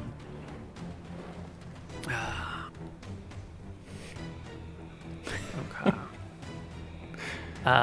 This next one is the almost dead creature. It is maybe not having the best day of its life. And is going to disengage and slip through the burning trees and get about over here, away from you, trying to avoid the fight and not die. Now for the one in the river. This creature is going to need to make a strength check to move because it's like sort of made of rock and lava and magma, and when it gets cold, it stops moving very well. So it will need it rolls a 0 on its strength check. It is stuck in the river and cannot move itself anywhere. We love to see it. The snakes. They slither in Tristell's direction. Oh geez. no. Oh, no. How do you feel about snakes, Tristel? I don't think that I dislike snakes, but I don't think that I like them in my area. Okay. Roll a die. Oh my gosh. Most of the snakes just swim right on past you. Most of them. One of the snakes finds your leg and begins to wind itself around your leg and use your leg as a way to get out of the water, and it starts climbing up your calf to your knee, and I think it gets about to your mid-thigh during this round. Maybe not to the thigh, maybe just to the knee, because it's only a 6-second round. Pearl. Is Oh the my snake God. out of the water at this point, or is it still underwater? I don't know how deep it you're is right. out. No, it probably starts at the top of the water, which would be about the knee. Good call. Yeah, it's all the way out of the water at her thigh. Okay. Pearl, you're a snake. I'm sorry. I don't know how they got there. Okay. I don't know what's more dangerous, the snake or the flame boys over here. But you know what? These flame creatures have been attacking Kyra. That's not great. Okay, Okay, I'm just gonna do another. I'm gonna cast Magic Missile. I'm gonna do. So Magic Missile is straight up damage. There's no. Bane will not do any difference here. It's only for like saving throws and whatnot. Okay. All right. Goodness. Okay. I'm gonna move over exactly where I'm standing, and then I'm gonna do. I think I'm gonna do. Actually, I can't hit this one, right? Because Kyra's in the way. Yeah. It's only the one. I think you can see it, even with like a step to one side or the other. It stands out because there's nothing else around it. Okay. Yeah, I will do. I think I will do all of them on this one, all 3. All right. Yep. Roll me a d20. All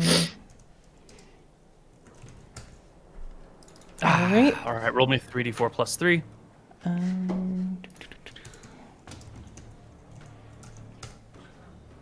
Excellent. You blast the creature full of magic missiles, and it crumbles before Kyra, dying. Hell yeah. There we go. Okay. The next Magman will just bum rush Kyra with an attack roll. And then this has a minus 1d4 on it. A 17. We'll miss by Your one. AC is 18, isn't it? Well, this is that a lovely Bane spell. Kyra, it's your turn. Yes. Giselle? I will whack back at it. For 20. A hit.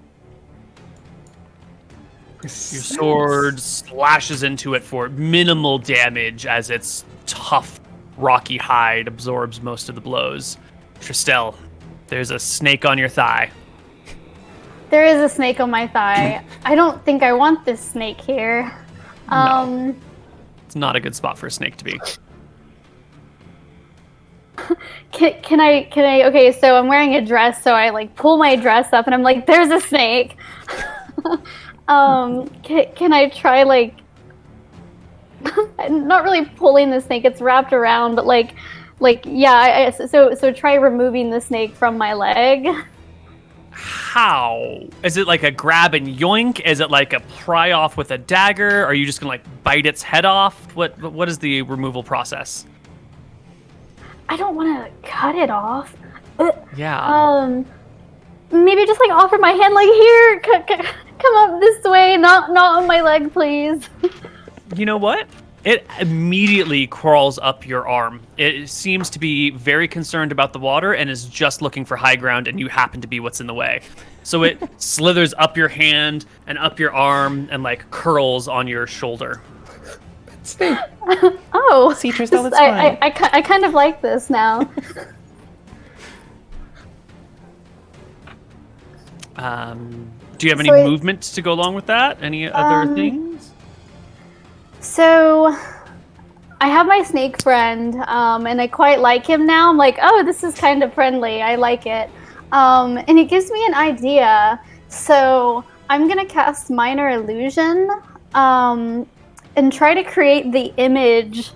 And so it says I can have as large as like a 5-cube square. I'm going to try to create the image of a large water snake coming out of the river and try and like scare the magma boys.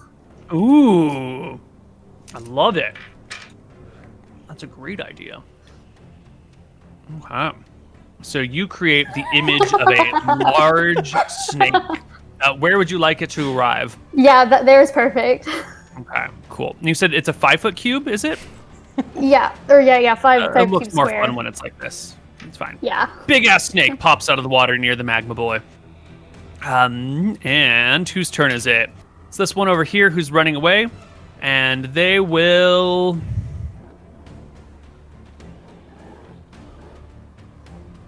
They will regroup, retaliate. Maybe let's make a morale check. Oh yeah. Now that the other one, danger's not quite the same. Kyra's attacking someone else. This guy will come right back into the fray and make an attack against you, Kyra. With a 13. Yes. Crap attack. This one in the river will see if it can walk out again. Which it barely manages to like pull itself part distance, but it will do that after it makes its touch attack against the phantom snake in the water. Does Bane apply to that? Or the strength attack it did? Saving throws, not to... Well, I guess this could be a saving throw. This would be a... There's a difference between a skill check and a saving throw. Mm-hmm. Is it a skill check to pull yourself out, or is it a saving throw to over... No, because a saving throw would end in effect. So this is a skill check to move. So the Bane does not work in this situation. Okay. But it will try to touch the snake. And it will miss. And since it misses, it doesn't want to provoke an attack of opportunity. And even though it can walk its way out, it'll only take like a half step not to get an attack of opportunity. And now the other snakes float downstream. The one on your shoulder kind of curls around and starts to wrap itself around your arm and shoulder and buries its head in your hair to try and keep warm. Pearl. Okay, I think at this point, this feels a little metagamey. Oh no. I feel like if we were sitting at a bar, I would not have brought my short bow. But technically, like I have a short bow, right? You have a house too. Is it here with you? No. I usually don't bring my house to bars. You're not a turtle then, I see. No. Oh, geez. Okay, because my firebolt is useless. That's doing nothing. Well, you're the only one who can tell us if you would have brought your bow to the bar or not. I mean, I feel like I wouldn't, so I don't think I would have it. Well then, you don't. After this incident, though, I'm gonna bring my weapons everywhere. Okay, I think I'm gonna do hydrotelekinesis one more time. And I'm gonna do another cube of water and drop it on this one. Excellent. This one will make a dexterity saving throw where Bane most certainly does apply. Oh, I also need to do that. There we go. 18 minus 4 is a 14. What is your saving throw versus spell? Or your spell DC, save DC on your save? Yeah. 13. Ooh, so the 14 is still a pass. it will duck out of the way, and the water will splash around at its feet. And then it will take its turn, and it will attack Kyra with a 13, which is a miss, and a -2 on it, so an 11 is a miss, and Kyra takes her turn. You said that slashing at it was reduced damage, so I think I'm gonna shove this one too, maybe knocking the one behind it further into the water. Okay. Just try and have a choo-choo train of Bernie boys. Yeah, so strength check? Or no, athletics. Athletics or... Yeah, athletics. Actually, just athletics. Your 15 versus its 12. So, you will shove it into this one, who will then make a second check to see if it remains stable. So this one will remain stable. This one will sort of shove into it and then bounce off of it and just fall prone here instead of both of them going into the water because this guy remained stable. So he slips, falls, lands here, hisses as the water on the sand nearby boils and evaporates away. And now that it's prone, melee attacks against it have advantage, missile attacks have disadvantage. Tristel, the snake wielder. Apparently now that is I. So I have my snake illusion still going. I guess I still want to try to make it like intimidating to them, and so I'm gonna like shout and be like, "Be gone! I have snakes!" and make it like the big snake just kind of like do like a at them. Yeah, that's great. Okay. Give them a terrible roll. Oh my god. Okay. So these two, this guy's fallen like onto the ground. He was fighting Kyra, and now he like goes to stand up and comes face to face with the big chomping snake thing. This one, who is already terrified of it, is going to continue to fight it as the snake threatens the two Magmans. Magman over here will... No, he'll stick around. Touch attack is going to be a miss. One in the water will attempt to attack the snake as well with a natural one. Cannot attack the water snake. And will attempt to back out of the water again. Nope. And the snake continues to chill. The other snakes have floated downriver and are gone. Pearl. I feel like I keep missing with my water all the time. But it's like the only thing I've got at this point. Unless I go up to melee range, but that would take... That's a long trip to make my way around there. Feline agility. Yeah, I don't know how much that would actually help me. You could cross the river in one round. Instead of using your move and a dash, you could just cross the river. Pearl wouldn't do that. Oh, I see. That's the problem. We don't. Oh, that's right. We don't walk across rivers. I see. We must find bridges or other ways around. Exactly, and that bridge is very far away. I don't even know how to get up there from here. Oh, maybe I would have to go east, or I would have to climb. You'd have to go here, and over here, and then over here. It'd be a pain in the butt to go around. Okay, that's 300 feet. That's a lot. Yeah, it's like 5 rounds. Okay. All right. You know what? I'm just so fragile anyway. I don't know if I should be in melee range. So I guess I'll just do another cube of water and drop it on this one. Alrighty. Another dexterity saving throw. Wait, what'd you say? 10. Oh wait, -1. is this one not splashed with water? Or No, it's not. It's not. Oh, then I might do that one instead. So I just want to like water as many of them as possible. Sure. Same roll. This guy will fail it and gets doused with water and will immediately cool off and slow down. I'll also do search and stable. Thank you. Are you sure the table is working for the cantrip? I'm beginning to doubt it myself. Cantrip stable has a weight of 1,900, and then there are that's right. Okay. It's a 1 in 20 chance of happening. Okay. This dude has just been cooled and watered, is prone. Let's see if he can even stand up from prone. No. No. The poor creature is on the ground and helplessly flails at the snake. He's going to get penalties to attack because he's prone, so disadvantage on the attack roll is a 10, and then minus a d4 as well is a 9 against the snake. It tries to reach out to grab the phantom snake, who just, like, leans back and... I don't want to dictate your snake for you, but probably hisses? Nice. Kira. Okay, so both of them were doused, so I'm pretty happy with that. I'm gonna attack the low health one. With my sword. Mm-hmm. With a crit. Yes, Your you are. rolls. Nice. Oh my goodness. Holy crap. You're so strong. Did you against this one? Was it? The low health one, yeah. Yeah, you slay the creature. You crack it open, and finally the entire creature splits. Rocks fall to either side, and the magma just drops and kind of cools on the ground. The trees behind it are still aflame. Tristel. And then I'm going to move here between Ooh. them and the snake and be all intimidating. I think it's going to work. Tristel.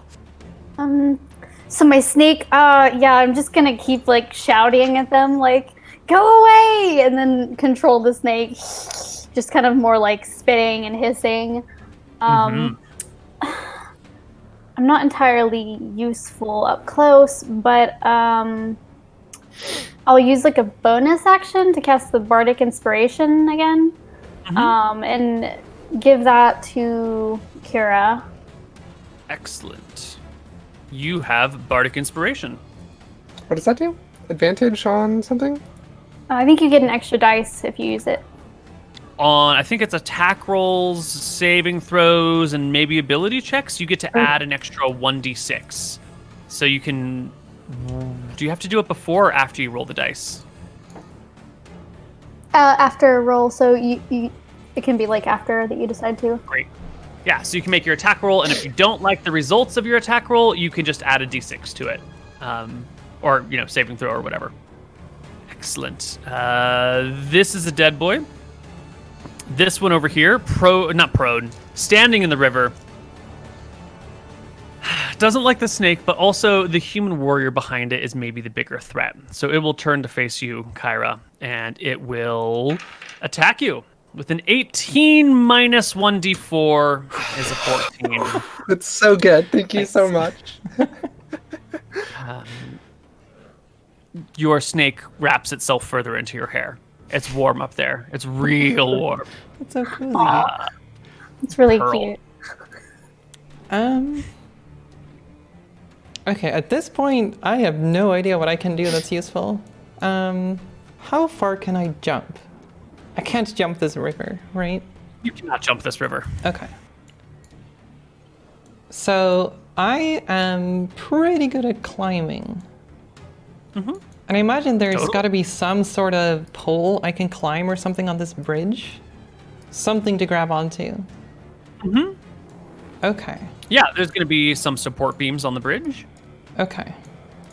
So if I use my feline agility and dash, that makes for 120, right?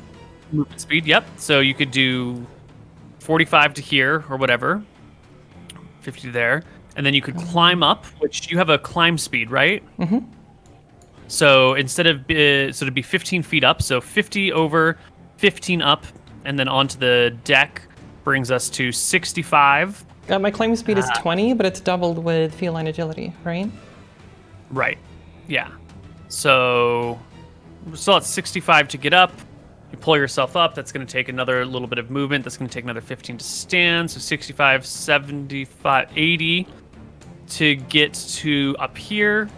And then you still have up to 120, right? Mm-hmm. So that's another 40 feet of movement. So you can end up with your outside square right here. So here, sort of, here. Yeah. Okay. Yeah, I'm gonna do that. I'm gonna run all the way over there. No problem. You scamper over, climb up the posts, across the bridge, and over to the staircase. Well done. Kyra's a little grumpy because she thinks Pearl's running away, but then she sees her coming back. Just takes off in the middle of the fight. Just has the random zoomies and just starts running around. Oh my gosh, zoomies. All right. The one prone in the water is going to attempt to stand again. Come on, buddy, you can... No. Nope. Nope. And it will attempt to attack the snake. All right, there we go. Even with the minus 1d4, even with the 19, it'll hit the snake. Its hand reaches out and just like clips right through the illusion, which the creature recognizes as an illusion now that it's actually touched it. And will call out in some sort of like rock language to its buddy that sounds like flowing magma. And then I guess it can't stand, so it just lays on the ground trying to turn around to face Kyra, but cannot do it. Kyra, it's your turn.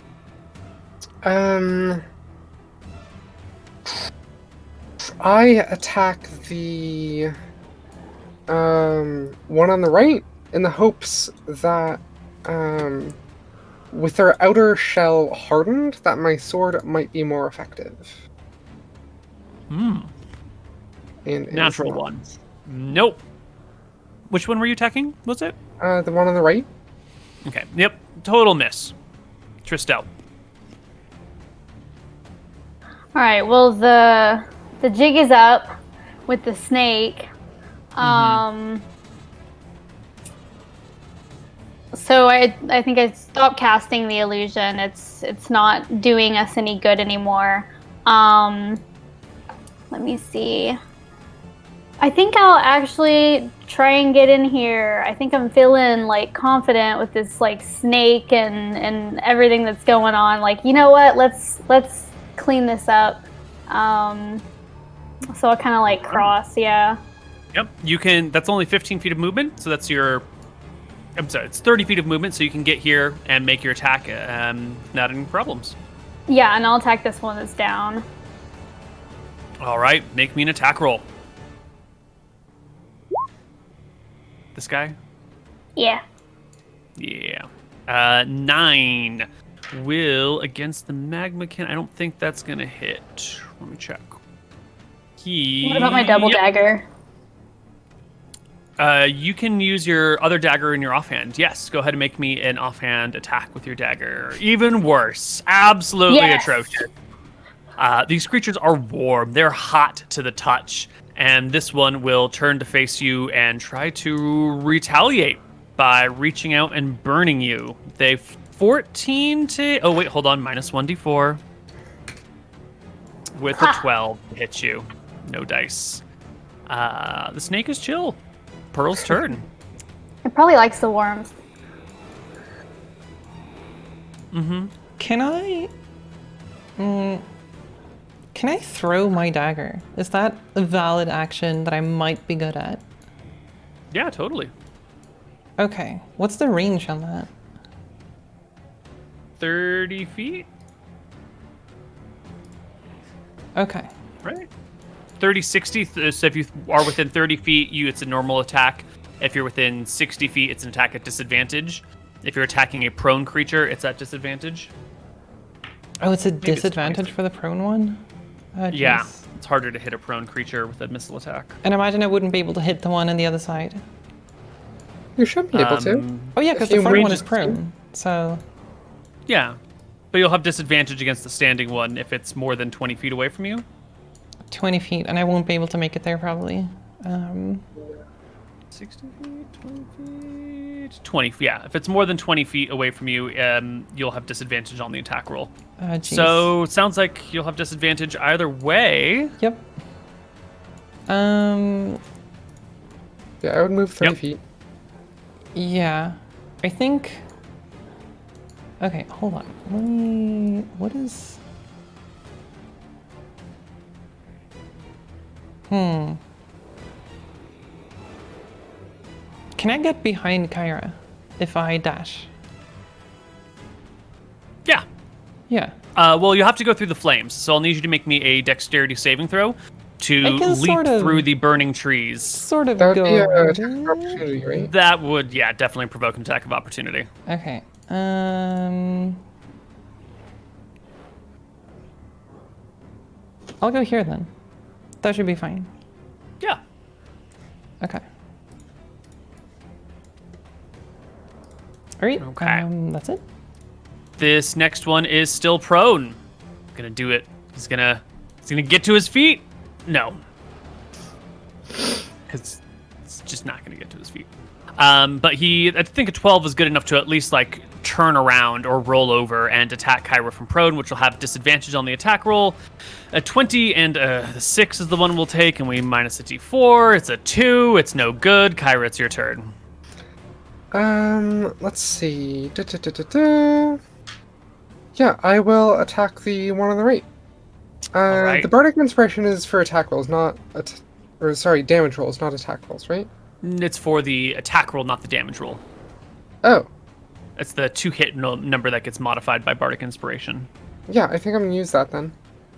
Okay, well, you can make your attack and decide to use it afterwards if it doesn't roll high enough, or you yes. can... No, I will keep that. You sure? Okay.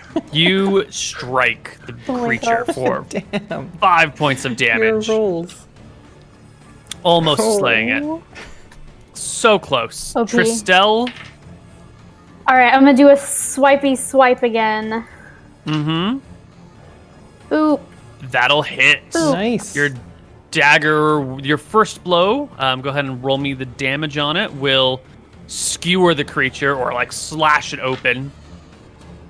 Or that will do perfectly. You skewer the creature, it will die. But this creature, hot on the inside, cool on the outside, as you stab it, its death is violent. Oh, its no. death is a explosion. Oh. Everything within 10 feet of it needs to make a DC 11 dexterity saving throw or take 2d6 fire damage. Half as much on a successful one. So that's going to be Khyra and Tristel, and the snake is just going to take your saving throw as well.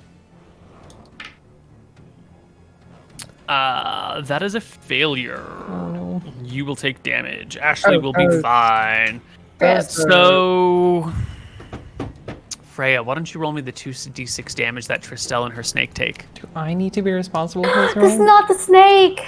And the 2d6? snake. The snake is going with No. you. 2d6. Oh. 1 point off of dead. The magman blows up, sending rock and fire all over the place. Its ally doesn't care about the rock and the fire. It's totally fine by that.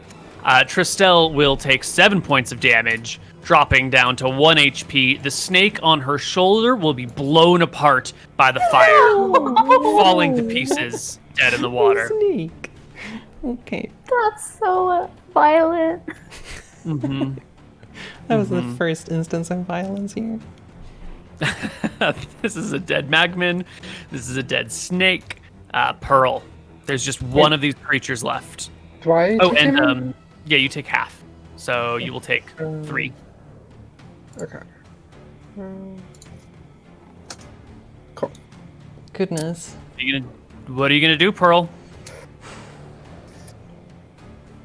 I don't know. I legitimately don't have any spells I can use. My firebolt is useless.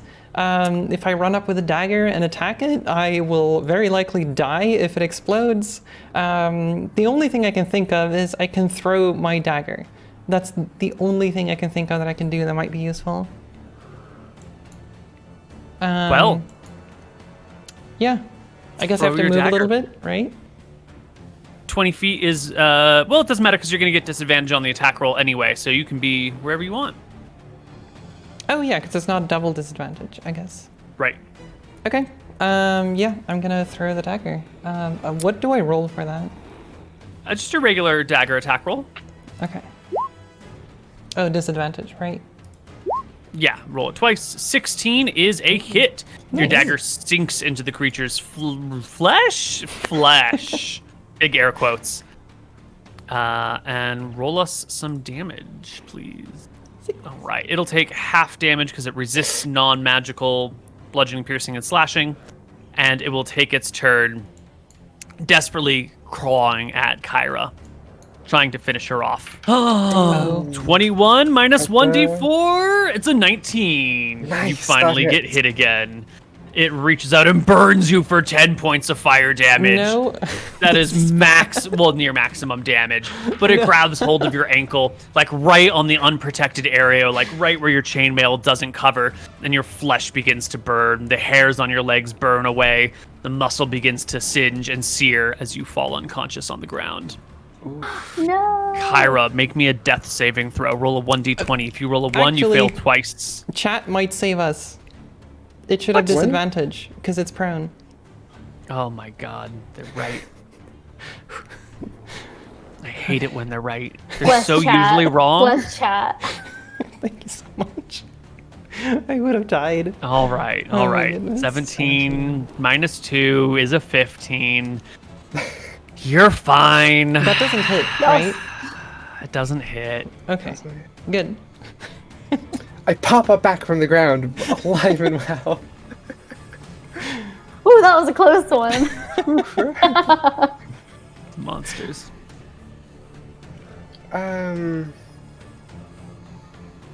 Wait, it's my turn then, or Yeah, it's your turn. Yeah. okay.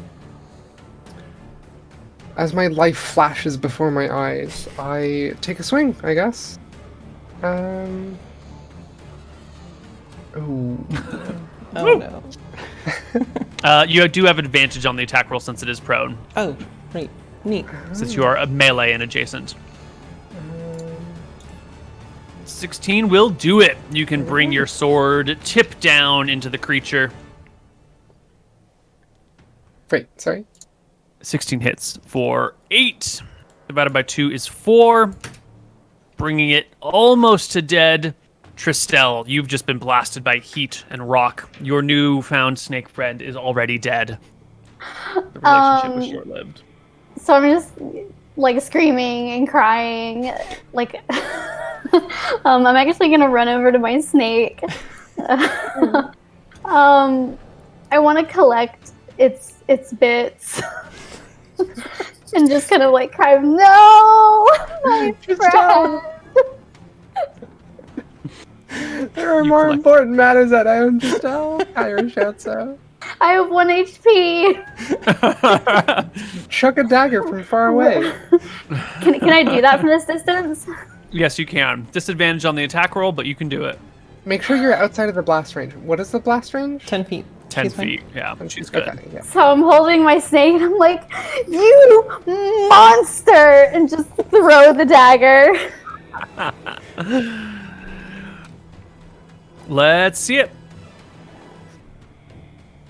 Nice. Okay. It's 2 attack rolls, though, because you're at disadvantage. Oh, right. 10 is not going to do it. You throw your dagger, it Oh. lands on the outside stony skin, and then just like topples over, doing no damage. Does my offhand get a shot too? No, not in missile fire, only in melee. No. Got it. All right, the Magman goes. It knows it's on its last legs, but it also knows there's no mercy to be had here. So it will once again try to get in touch with you with a 9 to hit, which is no good. Kira, do the honors, finish it off, and then get exploded on. Hell yeah, let's explode this butt. 15 will do it. You bring the weapon into the creature.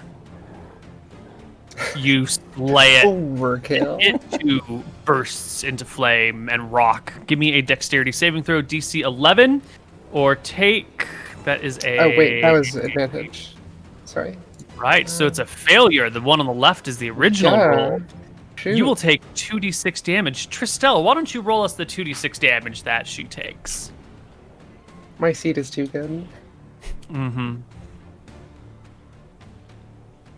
9. Oh, bring you Wow! 1 hit point.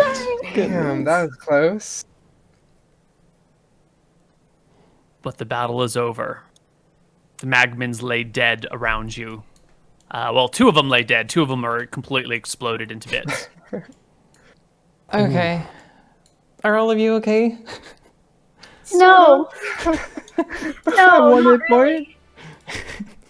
What happened, Tristel? You brought the snake into my life, and then it was taken away so soon. What happened to the snake? It was blown to bits. I'm so Look, sorry. look, I'm a and I little hold out confused. the snake. What is Gore. that? What are you This holding? was a snake. Oh, oh no. I'm so sorry for your loss. Wow. Okay, I talked to Lydia the other day about burning villages, and so I feel like it's my duty to put out the fire that is burning in these trees right now. Let's focus on that. So I'm just gonna hydro telekinesis some water onto this. I don't know Sure. how many You casts can it takes Flash to the do that, trees but- down. It'll just take a few minutes and the water will go out. The I was trees just thinking will with a die. cantrip surge, that's some number of casts. Ooh. So I don't want to do it that too many is times, but True. Roll me Kyril 5 offered times. help. 5 times? Yeah. I could let the little tree burn down. That's okay. I don't have to take out all the big fire. Just the big ones matter, you know? 4 times then. Okay. God damn. Hell yeah. Trees extinguished. Okay. Goodness. Kyra, are you okay? How are you feeling? I'm not okay. I am burnt to a crisp over here. Goodness. Okay. Where do they come from? What happened? What happened? Why are they here? Are they here for the same reason? Jeez. I don't know. What if they're here for each other? Maybe they detected each other's presence? Because these creatures seem pretty magical to me. I have never ever seen a living creature that is on fire. This is bizarre. You can hear the applause of the nearby townsfolk who are watching the whole battle go back and forth and seeing the last of the creatures die, break out in "Yay! Hurrah! Hurrah!" God damn it, townsfolk. Biggs and Wedge will arrive a little bit later, having heard the battle and come running as quickly as possible from the other side of town. But it's a little late. Well, why don't we take our second break right now? Yes. And let's we'll do it. figure out what to do when we come back from it. All right. Yeah, we'll be back after the break.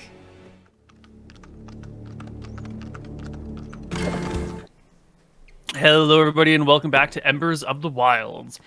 The cheering town stands round. Some of them people have come out of their homes. Up on the inn, which is way up here on the top level, there's a whole bunch of folks at tables and chairs looking down at you guys, lightly golf tapping. Well done, the 3 of you. Splendid. And slowly, people gather round to figure out what the hell is going on because, troglodytes showing up once, weird. Troglodytes coming back, kind of scary, but understandable. But now from the other end of town, there's been these burning lava-like creatures, which is most unusual. Yeah. This is very strange. They definitely seem magical, because, burning shit just can't keep burning like that. And I just have never moving seen around. a burning squirrel in a forest ever before, so this is very strange. I've never seen any creatures survive fires like this. I have no idea what's going on. They exploded. They did. Was They that killed your because snake. they were, frozen when we killed them, or was that just them dying? So I think it was their outer shell was hardened by water. And then if they die while they have a hardened outer shell, they explode. Okay. Okay, I wonder if we should... Kyra, what do the town resources look like? Because it seems like we might be under attack, not just us trying to defend the town, but this is getting scary to the point where we might have to prepare literally everyone in town for protecting themselves, their homes. I feel like we need to secure the entire town way more than we've already done. Yeah, definitely. I think it's good if we make some sort of public statement together with the mayor and tell everybody in town what is going on, and that we are in danger and we're doing everything we can to figure out what's going on. Yeah. So I have a think and consult my memories. How many weapons and whatnot does the sheriff's office have if we want to arm citizens? Well, your 2 deputies each have a spear. You've got your sword.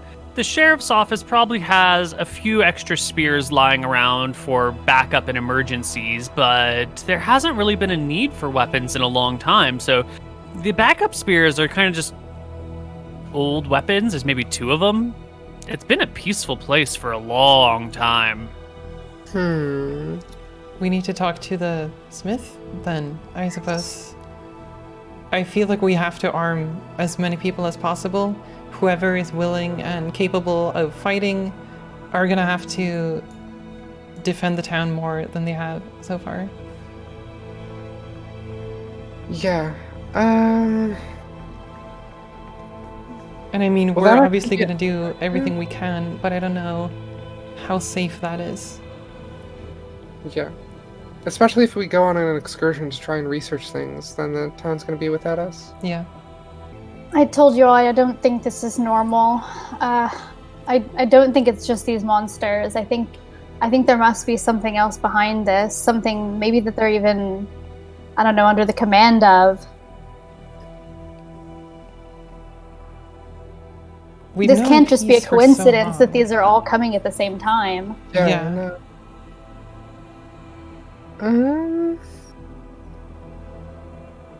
Let's see. Well, I guess it's technically not up to my authority if we do this or not. So, technically we should ask the mayor. Yeah. But I assume they're okay with us and want to arm the citizens and whatnot. Yeah, we should go talk to the mayor. Mayor Barnaby, born 22 before the war. He's now 42 years old. You can come and find him. The mayor, this is the same mayor you guys have always had. He was first elected maybe like 10 years ago or so after a fire swept through some mines, killing a bunch of people, destroying all the records of all the mines, all the records of the town, all the property records. It was sort of like the reset moment for the town when the war had been over, the old world had been over, the nobles were all sort of gone, and now the final records room got burned down, and so the town sort of reincorporated themselves. Barnaby pushed for the need for mayor, and everyone's like, fine, you be mayor then, buddy. And he's done a pretty good job. He's oversees expenses. He's sort of like in charge of the mines, which are considered a town asset. And then there are also some taxes collected. So anytime you buy coal or iron or copper or anything that gets pulled out of the mine, that money goes to fund the town, and then everyone also pays regular taxes. He's done a pretty good job. No one's ever really wanted to run against him. The only issue with him has been the smith, who has complained that he's not charging the barkeep enough in taxes, as we discussed last week. But, no one really cares about that. So you can come and talk to Barnaby, the mayor. He is already awake after people have been talking about the Magmans rolling around. And you can find him fairly easily. And he will gaze upon you and say, well, I hear you've saved us from another danger. So far, yes. Well done, Sheriff. Wait, I'm not the sheriff. I take a bow, salute, whatever. Okay, I'll just explain everything that happened so that he's up to speed. We were attacked by these magma creatures. They were burning and still alive. I've never seen anything like that before. We talked earlier to the lizard person that came to town, and it seems like it was talking about some sort of magic in the air around this area, and it seems like these creatures might be related to that. And so it just seems like we are under so much more threat than we've could have ever imagined. I don't know what we're supposed to do. You know, in the days before any of you were blah. He looks over at Tristel, not to ask a lady your age, but how old are you? It doesn't matter. In the days before the rest of these people were born, I know half-elves age strangely. You know, these sorts of dangers were a lot more common. Not, you know, these particular ones, but there were bandits, mercenaries, thieves, and robbers. And it seems like you guys have dealt with this pretty well. What do you say, Sheriff? You good to keep being Sheriff? I look down at my injuries and say I might need some more help.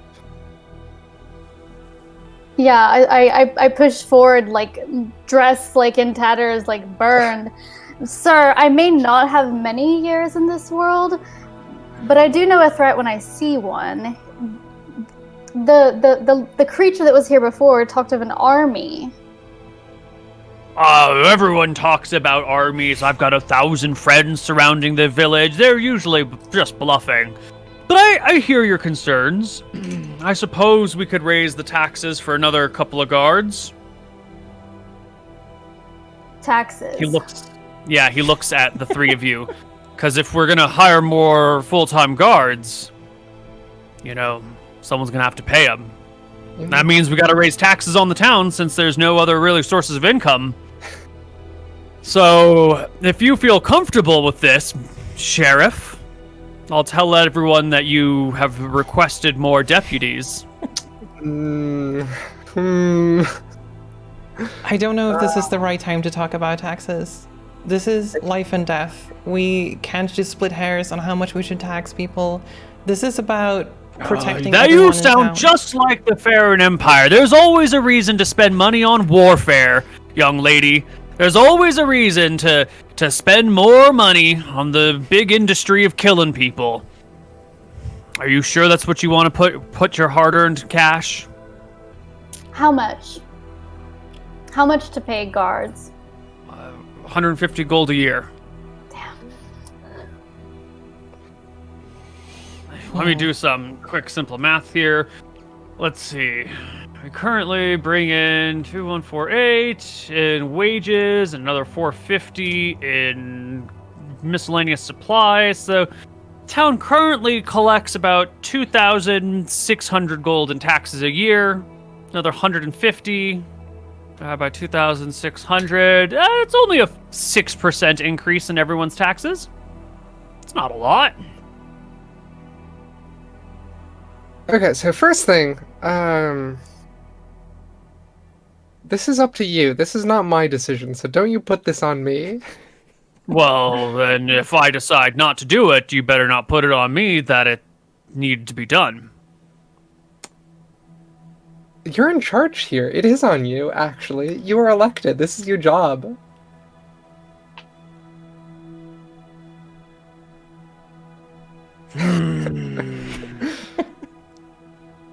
Are you certain this is what we need? Absolutely. We need to arm as many people as we can to protect I everyone. asked the sheriff of I'm the sorry. town, not the strange cat that lives on the border. I have protected this town more than you have for the past weeks. I'm sorry. Talk to me. Let's see. If I make a suggestion, we can solve two problems with one taxation stone. And I'm not getting paid for it either. Damn. If we tax the the restaurant, what is it, innkeep? The same as the smith. That should probably... Oh my god, this again! No Alright, problem. fine, you're right. I suppose it's up to me to go tell Selena that she's gonna be moved up a bracket. Yep. Tax the rich. Yeet. Do you have an economics spreadsheet? I do. I have a income for every single person in the town and how much they owe and in what tax bracket they are and an entire financial sheet for the town. Nice. Amazing. So we gotta move the barkeep from here. Yeah. 2766. Sometimes it's not worth it to do calculations in this in depth. Sometimes. Reallocate wealth. Absolutely is. I think this is the right plan. Pretty sure.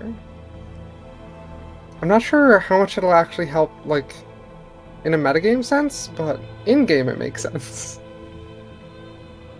Who cares about metagame sense? That doesn't matter. Oh yeah, there we go. I want to fight this mare, but I'm holding back. Also 1 Same. HP. See? You got all 6 of your HP, Pharrell. You're fine. I'm very fine. Yep. He grumbles a little bit about costs and rising, and I'll find a way to make it work. I'll talk to Selena. I don't think that's going to cover the full cost of everything, but it'll get us most of the way there. Maybe you can pay him a half rate for being a trainer, whoever this person is, this new deputy of yours.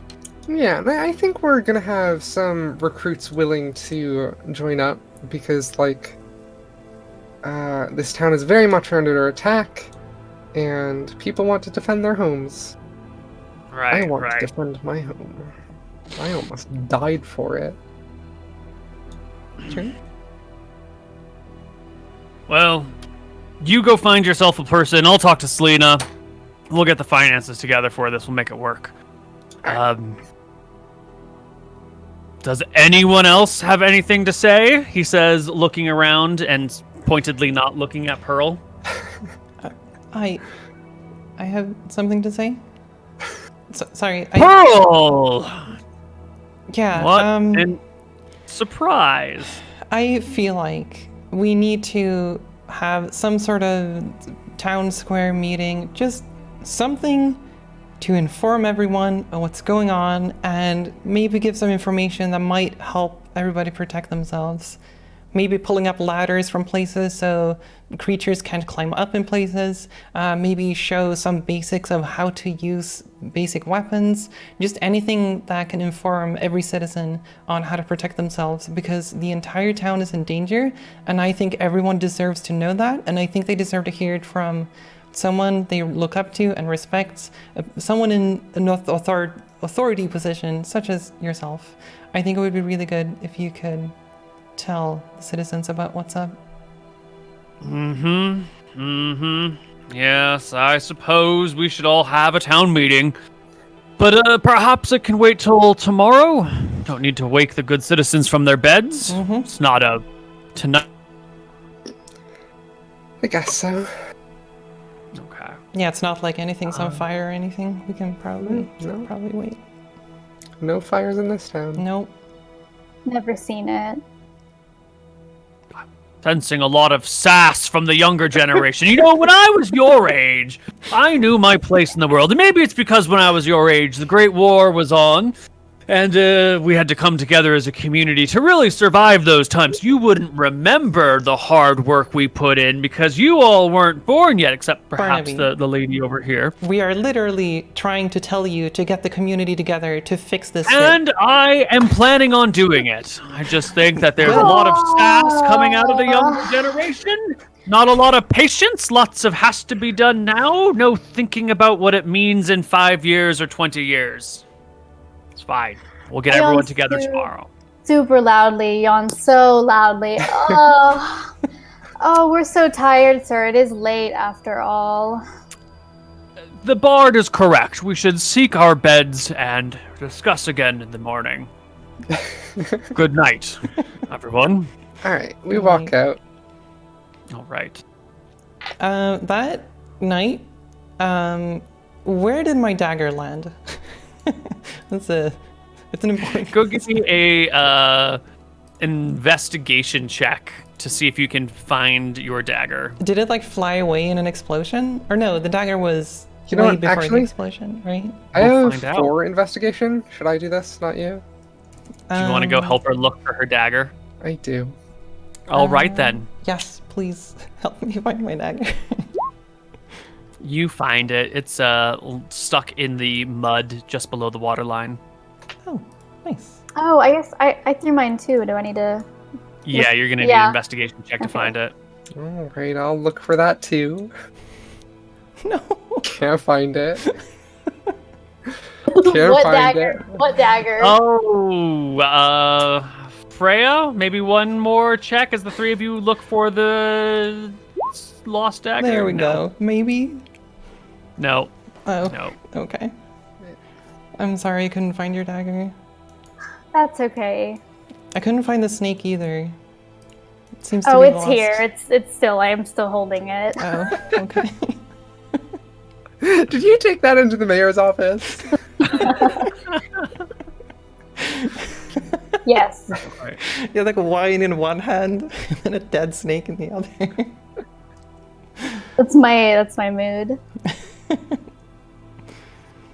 Thanks for helping me look, Pearl. And you know what? That mayor's a real piece of work. You shouldn't listen to anything he says. He's so Rude stubborn. you. He doesn't seem like he cares about this town.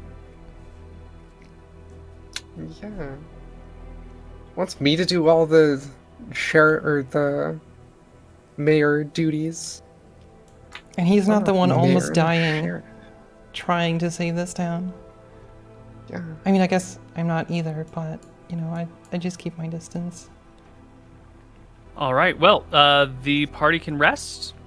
Yeah, we sleep. Excellent. Yeah, I guess we all go to bed. 1d10 Next. plus con. Yes. 1d10 plus con for Tristel and for Kira. Nice.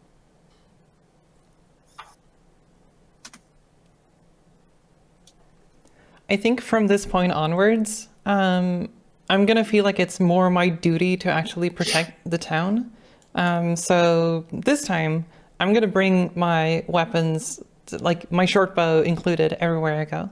Because after this incident, now it's getting very serious, and I don't think I would even just go to the tavern without my stuff at this point. And I would hope that since a lot of people saw us fight here, I would hope that I'm sort of seen as some sort of de facto deputy, even if I'm not getting paid. So Also, Tristel, I will give you one of my daggers. Thank you. I think I've still got both. All right, yeah, Okay. I've still got 2 daggers. And I will go talk to the smith and ask them to make me another one. Yes, the smith will make you a dagger. It will cost you 2 gold, Alright. and it will take him. It'll only take him a full day to make. Okay. Actually, it'll probably take him 2 days. He's not used to making daggers. I'll increase the amount of time since it's an unusual task for him. what does Well, it no, that's usually not true. He make? makes he makes all the cutlery for the town. Oh, yeah, one day, yeah. 2 gold one day, no problem.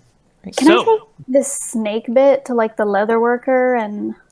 yeah, Okay, yeah, I'd like to make like a sling or something for my lyre, so it's kind of like a token of this epic battle I went through. the leather worker will absolutely skin the snake and craft it into a sling for your lyre. That'll probably cost you 15 silver. So 1 gold, 5 silver. Cool.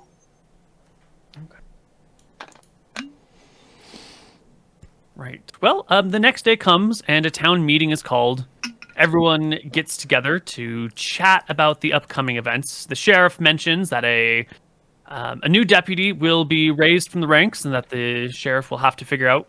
The mayor says a new deputy will have to be raised, and the sheriff will deal with all of that jazz. And looks around to the rest of the party to, say anything while explaining, the dangers and terrible times are coming, and we're gonna have to work together, and youths will have to learn to fight at least a little bit and be ready to at least hold enemies off while blah blah blah. And at the end, he invites the sheriff to speak if the sheriff wishes. I might just give a short little inspirational we have fought off these creatures before, and we will do so again, and this town will persevere, and I will make sure that this town is safe, sort of thing. There is much applause. Yes, this town must stay safe. It's been 20 years of peace. We should make it 25. There are a couple of people out here who call for, less violent means of dealing with the interlopers. The violence attract more violence. Maybe you should have arrested them instead of fight them, someone says. I will, in a Q&A session afterwards, I will invite them and explain to them that we did try. We tried to talk to them, tried to communicate, didn't speak common. As always, we do not want bloodshed in our town, yada yada yada. People are satisfied. The sheriff is taking an appropriate approach to these things, and there was a communication with these folks, the lizard folk at least. It all sort of worked out. People are generally amenable. Cool. Rather than... Well, you're going to have to find a new deputy, and it'll take a while to train them. I suppose you could leave the training. You'll probably have to do the training yourself, so that'll be most of your daytime and downtime will be working with this new person. Mm-hmm. Not just physically and martially training them, but also rules and regulations and how to interact with people and de-escalation and yada yada. So that'll be consuming all of your free time. Would you like to name your new deputy? Yes, let me look up some. Wasn't there a third name? Biggs, Wedge, and Jesse? Jesse. Okay. Jesse it is. Sorry, I just kind of hijacked your moment of picking a name. But where's Jesse from? Is that a Star Wars? That's one from Final Fantasy VII. Is Biggs, Wedge, and the third is Jesse. Got it. Wow. Alrighty. Cool. Well, Jesse has been created and will be added and will be a regular old folk. Yeah. Excellent. Well, party. All is well in the town. Right? Okay. Theoretically. Yeah. Possibly, maybe. We have a lot of sinks of gold, but I'm not sure how we can get more gold. Right. So you have a wage that you get paid.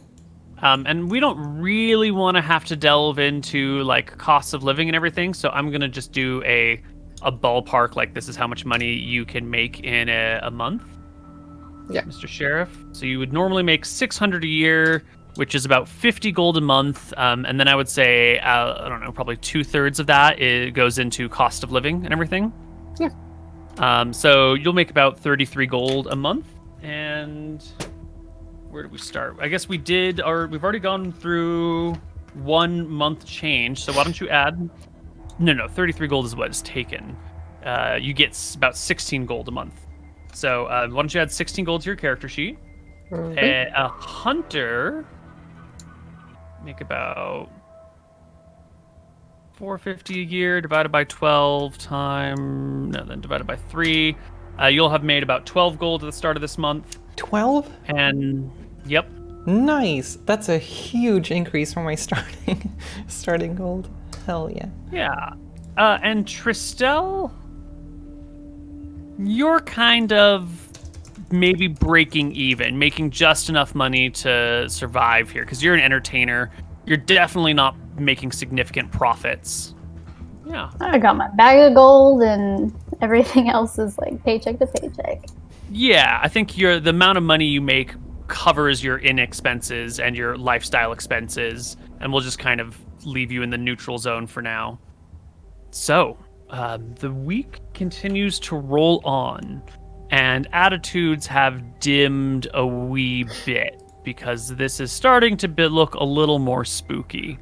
So I think it's Kira's turn to roll me a 2d6.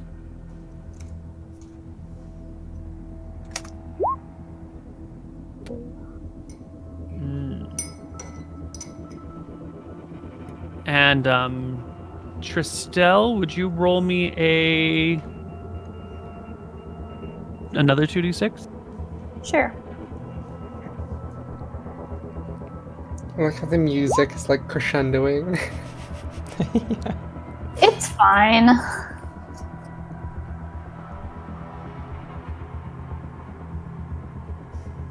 Okay.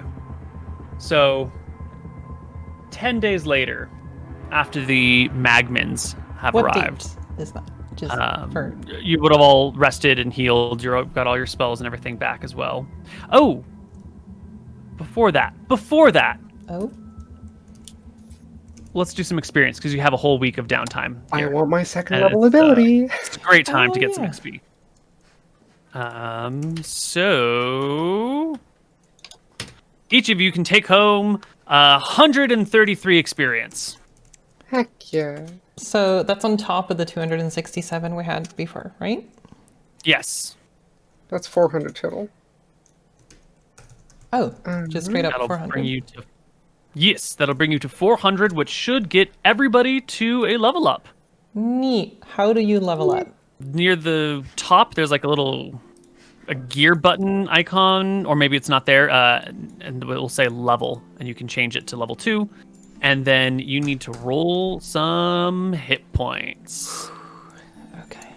This is the fun part of the session. I... So we'll take our turns. We'll go one at a time. And here we go. This is 2 there. So who wants to go first and roll their hit points? Because we roll hit points here. We don't take this average that 5th edition tries to spoon feed. It's no fun. No fun. We roll dice. Who's brave enough to roll their first hit points at? Autumn is already rolling, it seems. I'll so- go. All right, then. You will roll a 1d8. And roll high.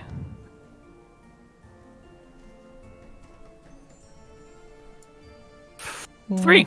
All right. Your new total is 11. Very nice. You will also hit 2nd level, and as a bard, let's see what 2nd level gives you.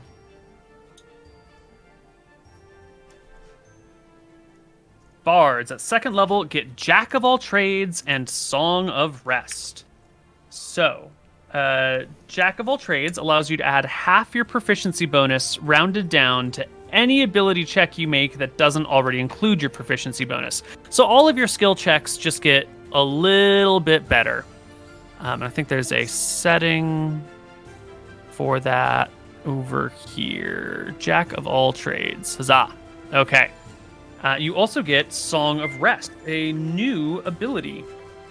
Beginning at 2nd level, when you can use soothing music or oration to help revitalize your wounded allies during a short rest. If you or any friendly creatures who could hear your performance regain hit points at the end of a short rest, each of these creatures regains an extra 1d6 hit points. So basically, every night when we roll for hit points to regain them, if you are around and awake and able to, play music for people in the evening before they go to bed, then everyone can gain a little bit extra of HP every night. So far, we've been having one battle a day or one battle like a week. But in the future, this will become much more important when you need HP badly day to day. Next up is... Oh, you also... Wait a minute. You also get a new spell that you know, Bard, and a new spell slot. So now you can cast 3 spells, up to 3 first level spells. You can get a spell, and I think you can trade out a spell that you have if you would like. Awesome. And I'll leave you to that business. River, are you ready to roll your 1d6 for hit points?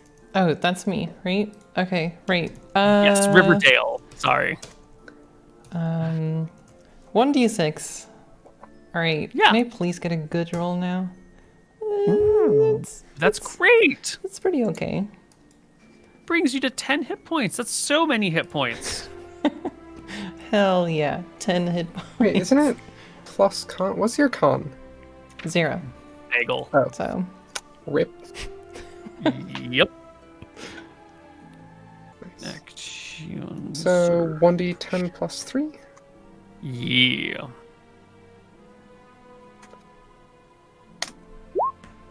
Oh, Wow, 2, that's 3, low. 4 on the dice rolls. Wow, Oh, bring you jeez. to 18. Lovely. Our sorceress will get some new things at second level, I believe. I think I get the first sorcery points, right? Yes, you get Font of Magic. This gives you 2 sorcery points, which you can use to create a first level spell slot, or you can use it for... You can never have more sorcery points. You learn other ways to use them as you reach higher levels. I think at third level is when you get meta magic and you can start using them for other stuff. But for now, I think your sorcery points just allow you to create a new spell slot. Is that right? I think so, yeah. Yeah. You also get one more spell that you know and one more spell slot. So you can add a spell and you can change a spell, just like the bard. Level And 1 spell, right? Yeah, yeah. And our fighter gains action surge and some hit points. And I think that's it. Yeah, I think so. Level Yep. 3 is my interesting one. Yes, level 3 is the big one for everyone. So that is our party. You have rested and you've healed. Everyone's at full HP, new spells, new spell slots. It's wonderful. However, that is not all that happens during this time. Where is our tension building music? Like positive tension, like really cheerful, anticipating something really neat. Yeah. Yeah, you know what? Let's put on some happy, positive music. That's great. Totally. Yeah, you guys are having a great time in town. It's been 10 days. You all leveled up. You got to hire a new deputy, Jesse. Things are going great. Everyone's coming over to listen to Tristell's songs of all the battles. You're probably actually making a little bit of money off of like your recent adventures and singing. The inn, which has lain kind of dormant and not oft used because everyone just hangs out at the bar, who wants to hike to the 3rd floor to go to the old inn. Now people are arriving because that's where Tristell is and that's where she's singing these songs. And the old ladies that live there are so happy to have the new customers. Things are Hell going yeah. great. You got the hit points, you got the spell slots, the new abilities. Everyone's coming over to the inn. Tristell's, already a popular figure around town for being this like fascinating person that comes from far elsewhere, bringing stories and tales and legends, is now the, epicenter of social activities and events as she regales people with the 3 battles that have occurred back to back to back. I mean, 4 battles if you count the one with the guy that we had charmed or whatever. Frog lover. Yeah. Give me a performance check on this particular day, just to see how your performance is going. Oh, it's great. It's so great. Everyone is just listening. They're all very intent on what's happening.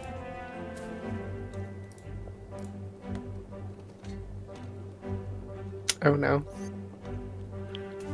They're, in fact, so intent Oh no. that no one notices what's going on. Oh no. Yeah. Oh no. Let's get our party members, up here over by the inn with, some other random folks are up here.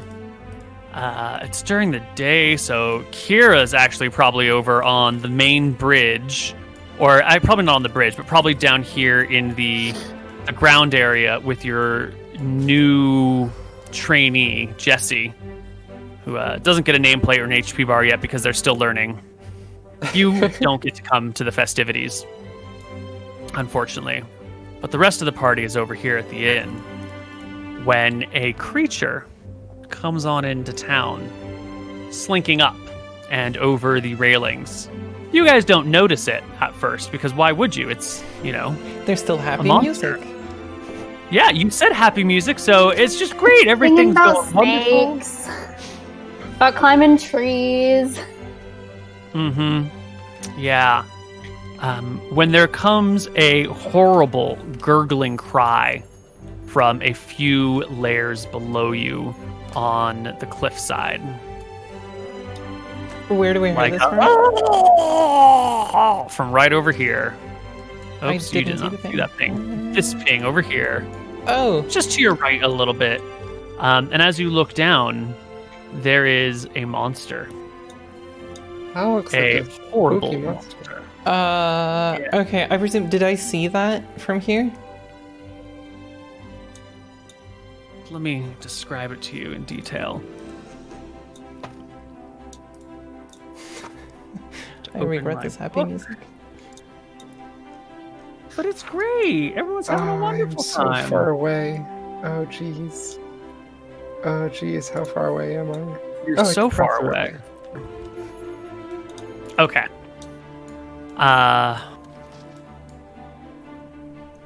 Did Kyra hear the monster? Yeah, I think you guys are like, she's in the middle of telling a story and it gets like badly interrupted by the screaming death cries of one of your nearby, probably friends, who is in a bit of a bind as a... here it is, page 123 of this book. Got it. On the wrong book. As a creature that looks something like this. Jesus Oh, Christ. What a Okay. noodly boy.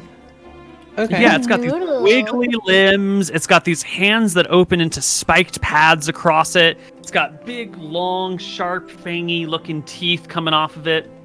And it has pulled itself out of the water, climbed up the cliffside where no one was listening because everyone's paying rapt attention to Tristell's song, and has attacked a random, innocent townsmember who was just going about watering their garden. Okay, as soon as And it has made a... Oh, it's definitely hit. Oh, jeez. Has grappled and is presently eating this person. No. Okay, as soon as this happens, I don't know if we're in initiative round now, but I'm gonna, as soon as I notice that something is seriously wrong, I'm just gonna like hop up on the table and just slam any drinks that are there just out of the way, and from the table hop up on the roof of the inn, and probably make a scene because I just really want to get to high ground. Lean back over the edge, see this creature eating a person, hop up onto this thing, and as you start hopping around and people hear the scream, I think the song fades away, folks look down at the creature, and we should roll into initiative. In a moment, Kira, you're going to hear the cries of people in town freaking out over this thing, but for the meantime, I think you're very busy training your brand new soldier. Oh, you're actually not that far from... You're not as far as I thought you were going to be. But again, Roll20 is not playing my music. Should I roll or not? Not yet. You will be able to roll in a little bit later. Let's roll into initiative. Oh wait, I can just click my token, right? Why am I opening my character sheet? There we go.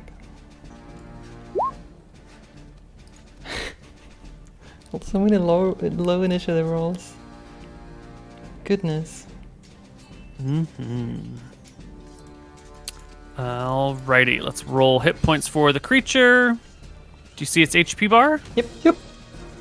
Well, lovely. Wow, these are very, very low initiative orders. So, Pearl, You have hopped up onto the table as this creature is like ripping apart one of the innocent gardeners that lives over there.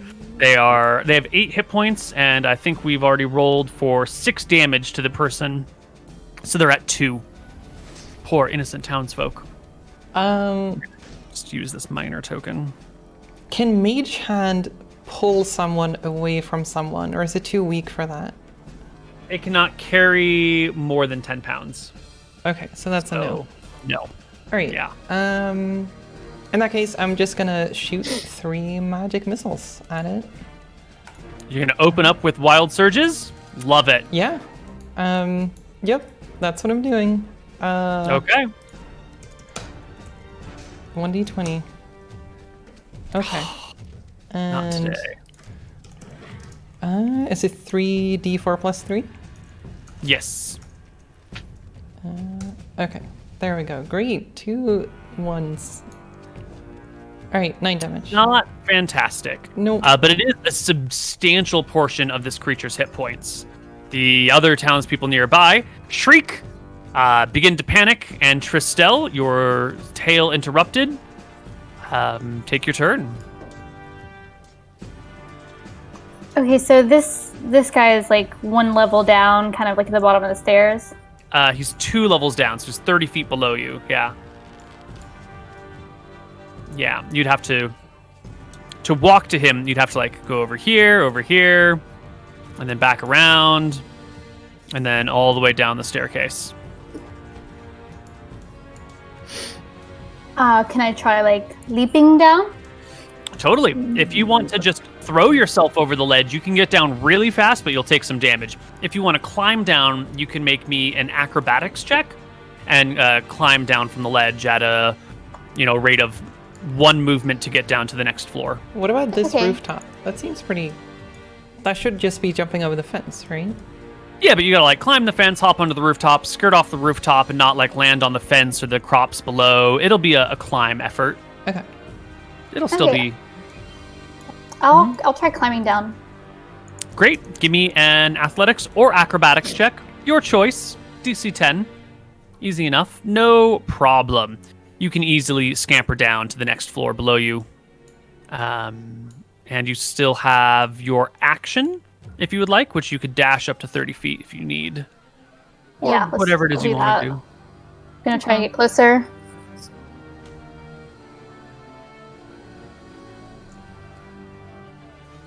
All right, Cool. You can get eyes on the creature who has just been blasted with these magic missiles and is very, very unhappy about this situation. And so the creature will let go of the villager and skedaddle this way and into the villager's house, Oh, hiding Whoa. inside that building. this thing wants to murder. Oh, geez. And this is where the cries and shouts from town will alert Kira to what's going on. And Kira, you can roll into initiative now as we enter our next round. There you go. You can kick it off. You hear the people from the inn shouting, and other people like moving away from the inn, going, "Help, monsters! Sheriff! Sheriff, where are you? Where are you when we need you? I can't believe we finance Alright. you with so much money every year, and you're not here when we need you." The taxes. 30 movement speed, so I will dash to here. Yeah, there. All right, you hurry on over. Pearl. I presume I saw it run into this building, right? Yeah. I think from your position you could see that. Okay.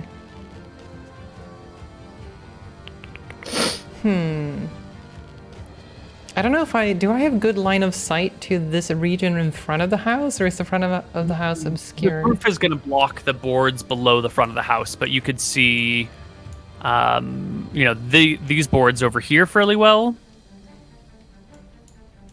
Which ones? The rooftop. Maybe you can't see. There we go. So you could see like the staircase. This tree will block the view of the boards in the shadow, and you can see the top of this roof, but the area right in front of the roof is going to be blocked by the roof, which goes up well above it. Can I somehow make it into the top of this tree? I don't know how tall it is or how big it is. It's a big tree. You want to hurl yourself from this roof onto that tree? That's what I'm thinking. Or from this tree to that sounds tree. Amazing. Let's see. 15, 30. So from this boardwalk to this boardwalk is 30 feet down. From the rooftop to the treetop is probably closer to 25 feet down. So make me an athletics or acrobatics check, DC 10, to land in the tree. And then landing in the tree will probably break your fall. So, just don't fuck up your athletics or acrobatics check. How dangerous is it if I miss? Well, then you're falling 38 feet onto the ground below. It'd be 3d6 falling damage. That's a little spicy. Yeah, but what are the chances that you roll less than a 10 on an acrobatics check? At this point, pretty high. You got +5. All you need to do is roll a 5 or higher. I'm not You got comfortable this, with Pearl. like 5% chance this. of dying. I see Pearl 80. contemplating the jump, and I just did my own parkour move. I'm like, do it! Do I get bardic inspiration for this? Oh, if only. Okay, I'll make the jump. You know what? It's a situation that calls for stuff like this. Yeah. I'll do it.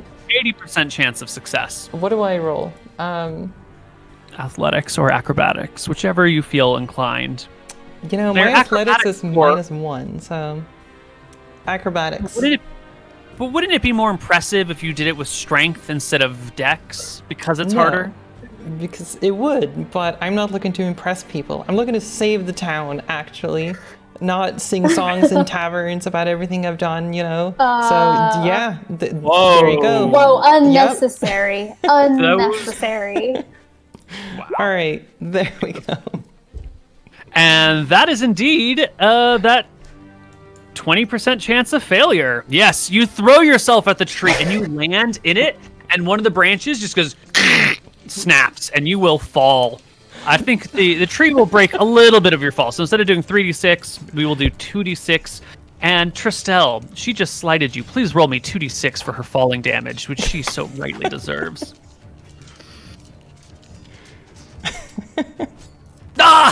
Goodness, The tree okay, I just falls and the collapsed. tree knocks herself unconscious immediately. I'm so sorry. Oh my goodness. Okay, well, rip. Tristel, it's your turn. I see this cat leap off the roof and just splat into the boardwalk. Can I see what just happened with that? Absolutely.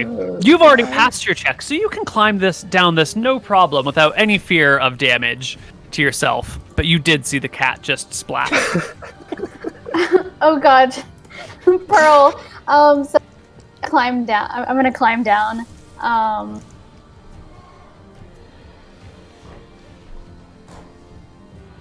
Yeah, you climb on down. Pearl's knocked out, right? Mm-hmm. I would. Sorry, I shouldn't say. Can I cast Cure Wounds on her? Yes, absolutely. All right, my dear friend Pearl, I just see this jump and just pass out. I'm like, not today! And cast Cure Wounds. Excellent. Roll us a d8 plus your spell casting modifier, which is your charisma mod. So 4. D8 plus 4. Woo! There you go. yeah. That's fine. Excellent. Kira, it's your turn again. I get up to full health, right? Or Yes. am I conscious? You are conscious. You are able to act. You're able to do whatever you want, but you are prone at the moment. Okay, so it takes me 20 feet of movement to get across. So that'll be That's 40 because it's 40 out of my difficult. 60. Mm-hmm. So I have 20 more. So that lets me get to here. Yep. All right. I just keep on running. And that's my turn. All right, Pearl, you hit the ground. You black out for just a moment, and when you open your eyes, there's Tristel above you. I'm confused. But you're fine. You're like at full HP. I don't even know if you know how badly things happen, but you are laying on top of a tree branch. Okay. Better jump next time. Tristel, what happened? What day is it? You jumped, you fell, you were back up. It's all right. There's a monster we need to take care of. Well, there's a monster. Wait, when was this? Yesterday? It's today, right now. Okay. It's in the inn. Well, it's in here, right? Oh wait, it's not in the inn. It's in this building. Yes. Let's go get it. We should probably take care of this. Okay. Does it take an action for me to get up? No, it just takes half of your movement. Half of my So movement. 15 feet to stand, yeah. Can I climb the tree now? Or I suppose, yeah. okay. Are there other villagers inside of this house that are getting eaten right now? Quite Can possibly. we please but think about the villagers. currently, I'm trying to not get eaten myself, and I would like to be ready to attack it. Can you at least like kick in the door to see what's going on? I presume it's already kicked in. If the creature No, entered it is shut. Oh. I said shut. Mm-hmm. Okay, that changes things. Now it's pretty scary in a different way. Kick in the door. I don't know if I Yeah? want to be the one to do this. At least I'm closer to Tristel's health now. So, oh, geez. Okay. If I kick in the door, does that, like, take up my whole action? You can open a door as a free item interaction if you just open it normally. If you want to kick it down, it is an action. I said not, like, kick it off the hinges, but just push it open, basically. Yeah, if you just want to open it like a normal door, Yeah. it's fine. You get one free door open per round, basically. I still want to do it at a distance with my foot. I don't want to, like, lean into it. I don't know if you can manipulate a door handle with your foot, though. Oh, is it that If you close? go- Not just, like... Okay. Yeah, I mean, it's closed. It's closed all the way. If you can find a door in your room, in your house, that you can open with your feet, then I will allow you to open this door with your foot. But I think it's a difficult process. What if I do in a it few right now behind me, the Yeah. bathroom door? Yeah, go ahead. Close the bathroom door. Open it with your foot. I am Then not it's going to fine. do that. Do it. Okay. I'm nervous. I don't want it to just jump me. Okay, so do I know anything Pearl's about this? turn, Like, knowing not know what to do. Pearl's turn has been skipped. Tristel, it's your turn.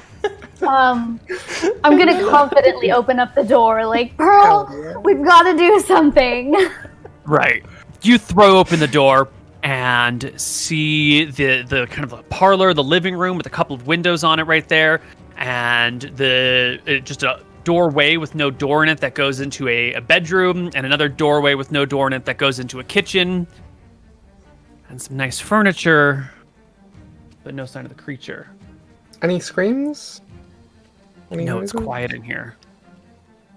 Okay, so it's probably not currently eating someone. So that's good. Or it's already knocked them unconscious, and it's just feasting on them. I mean, so no noises. I assume going munch, munch, munch would make a noise that's audible. Yeah, that's a good assumption to make. is there only one room in there? Or there's the two. No. There's one. There's 3. Bedroom, living room. No, sorry. Bedroom, living room, kitchen. Okay.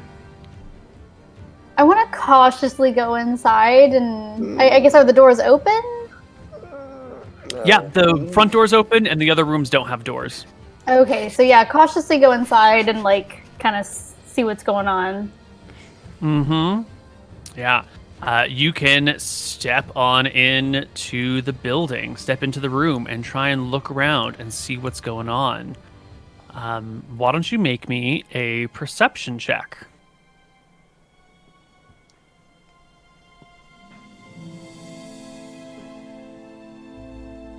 You guys should have gotten a musical change. Yep. Cool.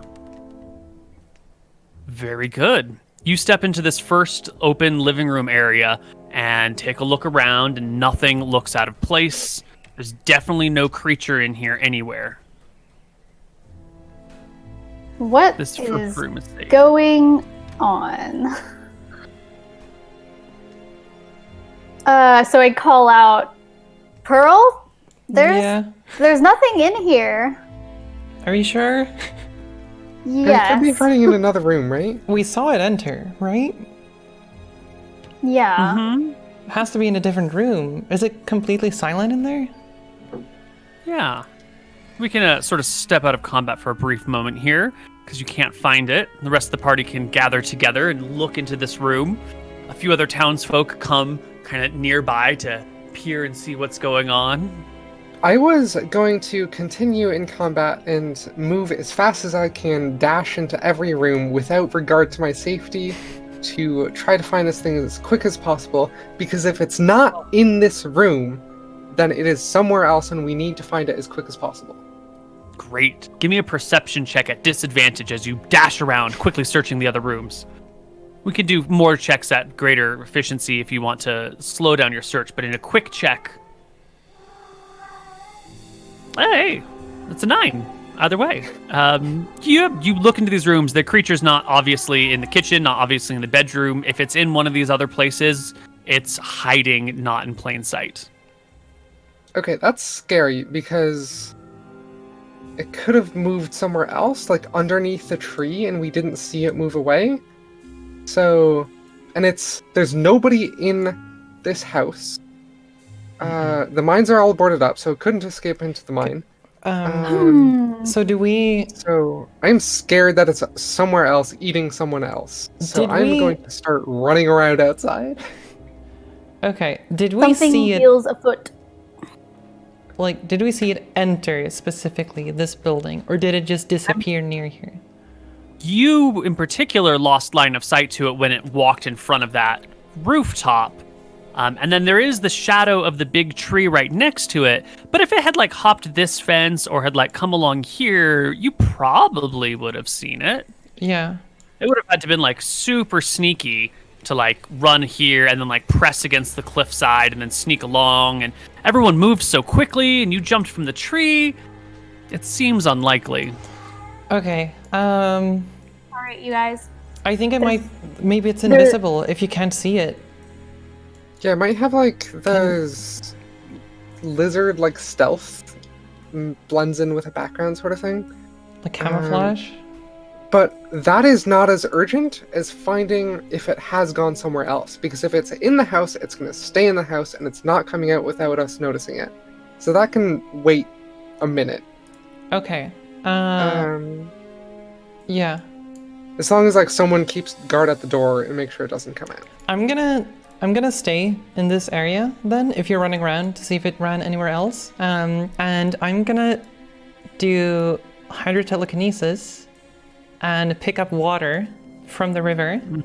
And I'm gonna spread it around in the air in the room to see if it hits anything.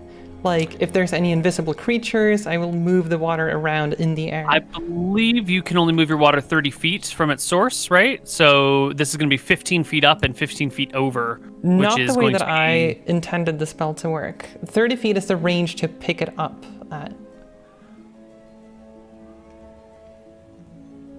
Otherwise, it can move as long as it's within 30 feet of me.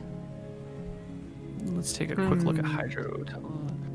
You move it up to one action. You can move it at a rate of 5 feet per second, so 30 feet per round.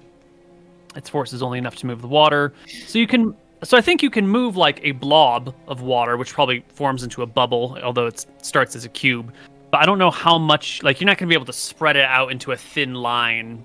Can I throw Pearl my water skin? Because I have one, so that she can just take the water and... Yeah. Hydrotelekinesis is not a detect invisible creature spell. Like, maybe in a single square you could do it, but you're not going to be able to spread it out over a large area and, like, sweep it across. Technically, I should be able to, with the way that I intended the spell to work, but... This is why I had problems with this spell, is because if it works the way that you want it to, then it's actually like a second level spell that you get to cast as a cantrip all the time. which is why I was very resistant to this. Okay, then we need to redesign it so that it works, or so we have like clear. Yeah, because if it spreads out and moves around that much and that freely, then it's really strong. It can cover all sorts of bases. Okay, yeah. Well, there is a new spell that I've been practicing. I can try it out. I like to cast Detect Magic. Ooh. Yeah. So you cast Detect Magic. And the first thing you notice is a thin layer of magic everywhere. On the walls, on the ceiling, the furniture, in the air, coating yourself, coating the river outside, the boardwalks, the trees. Everything is coated in a thin layer of magic. Would you make me an Arcana check, please?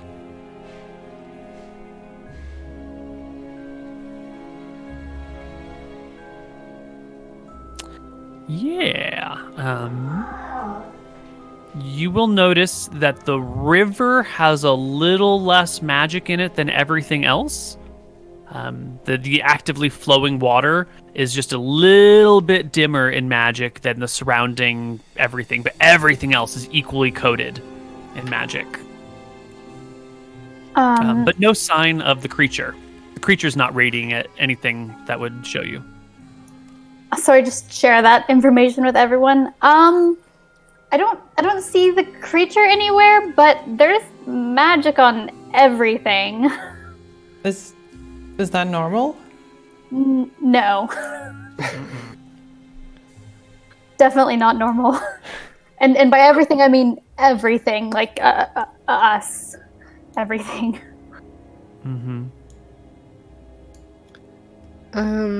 I guess just to check, does my scamping around find anything? No one's screaming, no one's... Okay. No, and there's villagers about. It's the middle of the day, so you start running around. Someone would have seen it if it had, like, walked down this boardwalk. You know, there's probably, like, some folks hanging out on these benches over here, and they would have seen the creature if it had come down here. So it seems like it was in this building. Maybe it could have slipped into this building, maybe? Be almost impossible for it to have gotten here without being noticed. Definitely impossible to get this far without being noticed. Okay. I calm down a little bit, stop running around like a maniac. It's like, okay, situation is more under control now.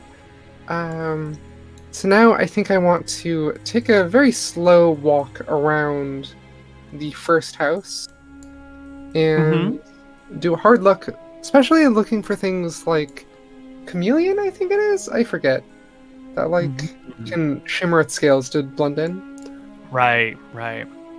Well, this is a wonderful opportunity for us to end our session on a cliffhanger as you search the house alone while everyone else is outside, and you've already discarded your weapons, right?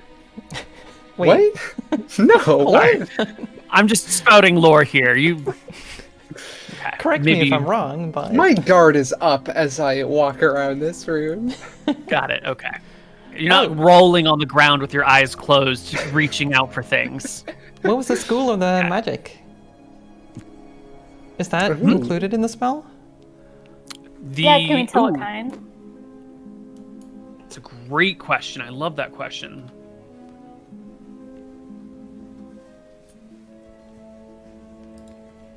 And you learn. All you YouTube viewers can just skip to the next video and find out how this cliffhanger ends. Yeah. I'm jealous.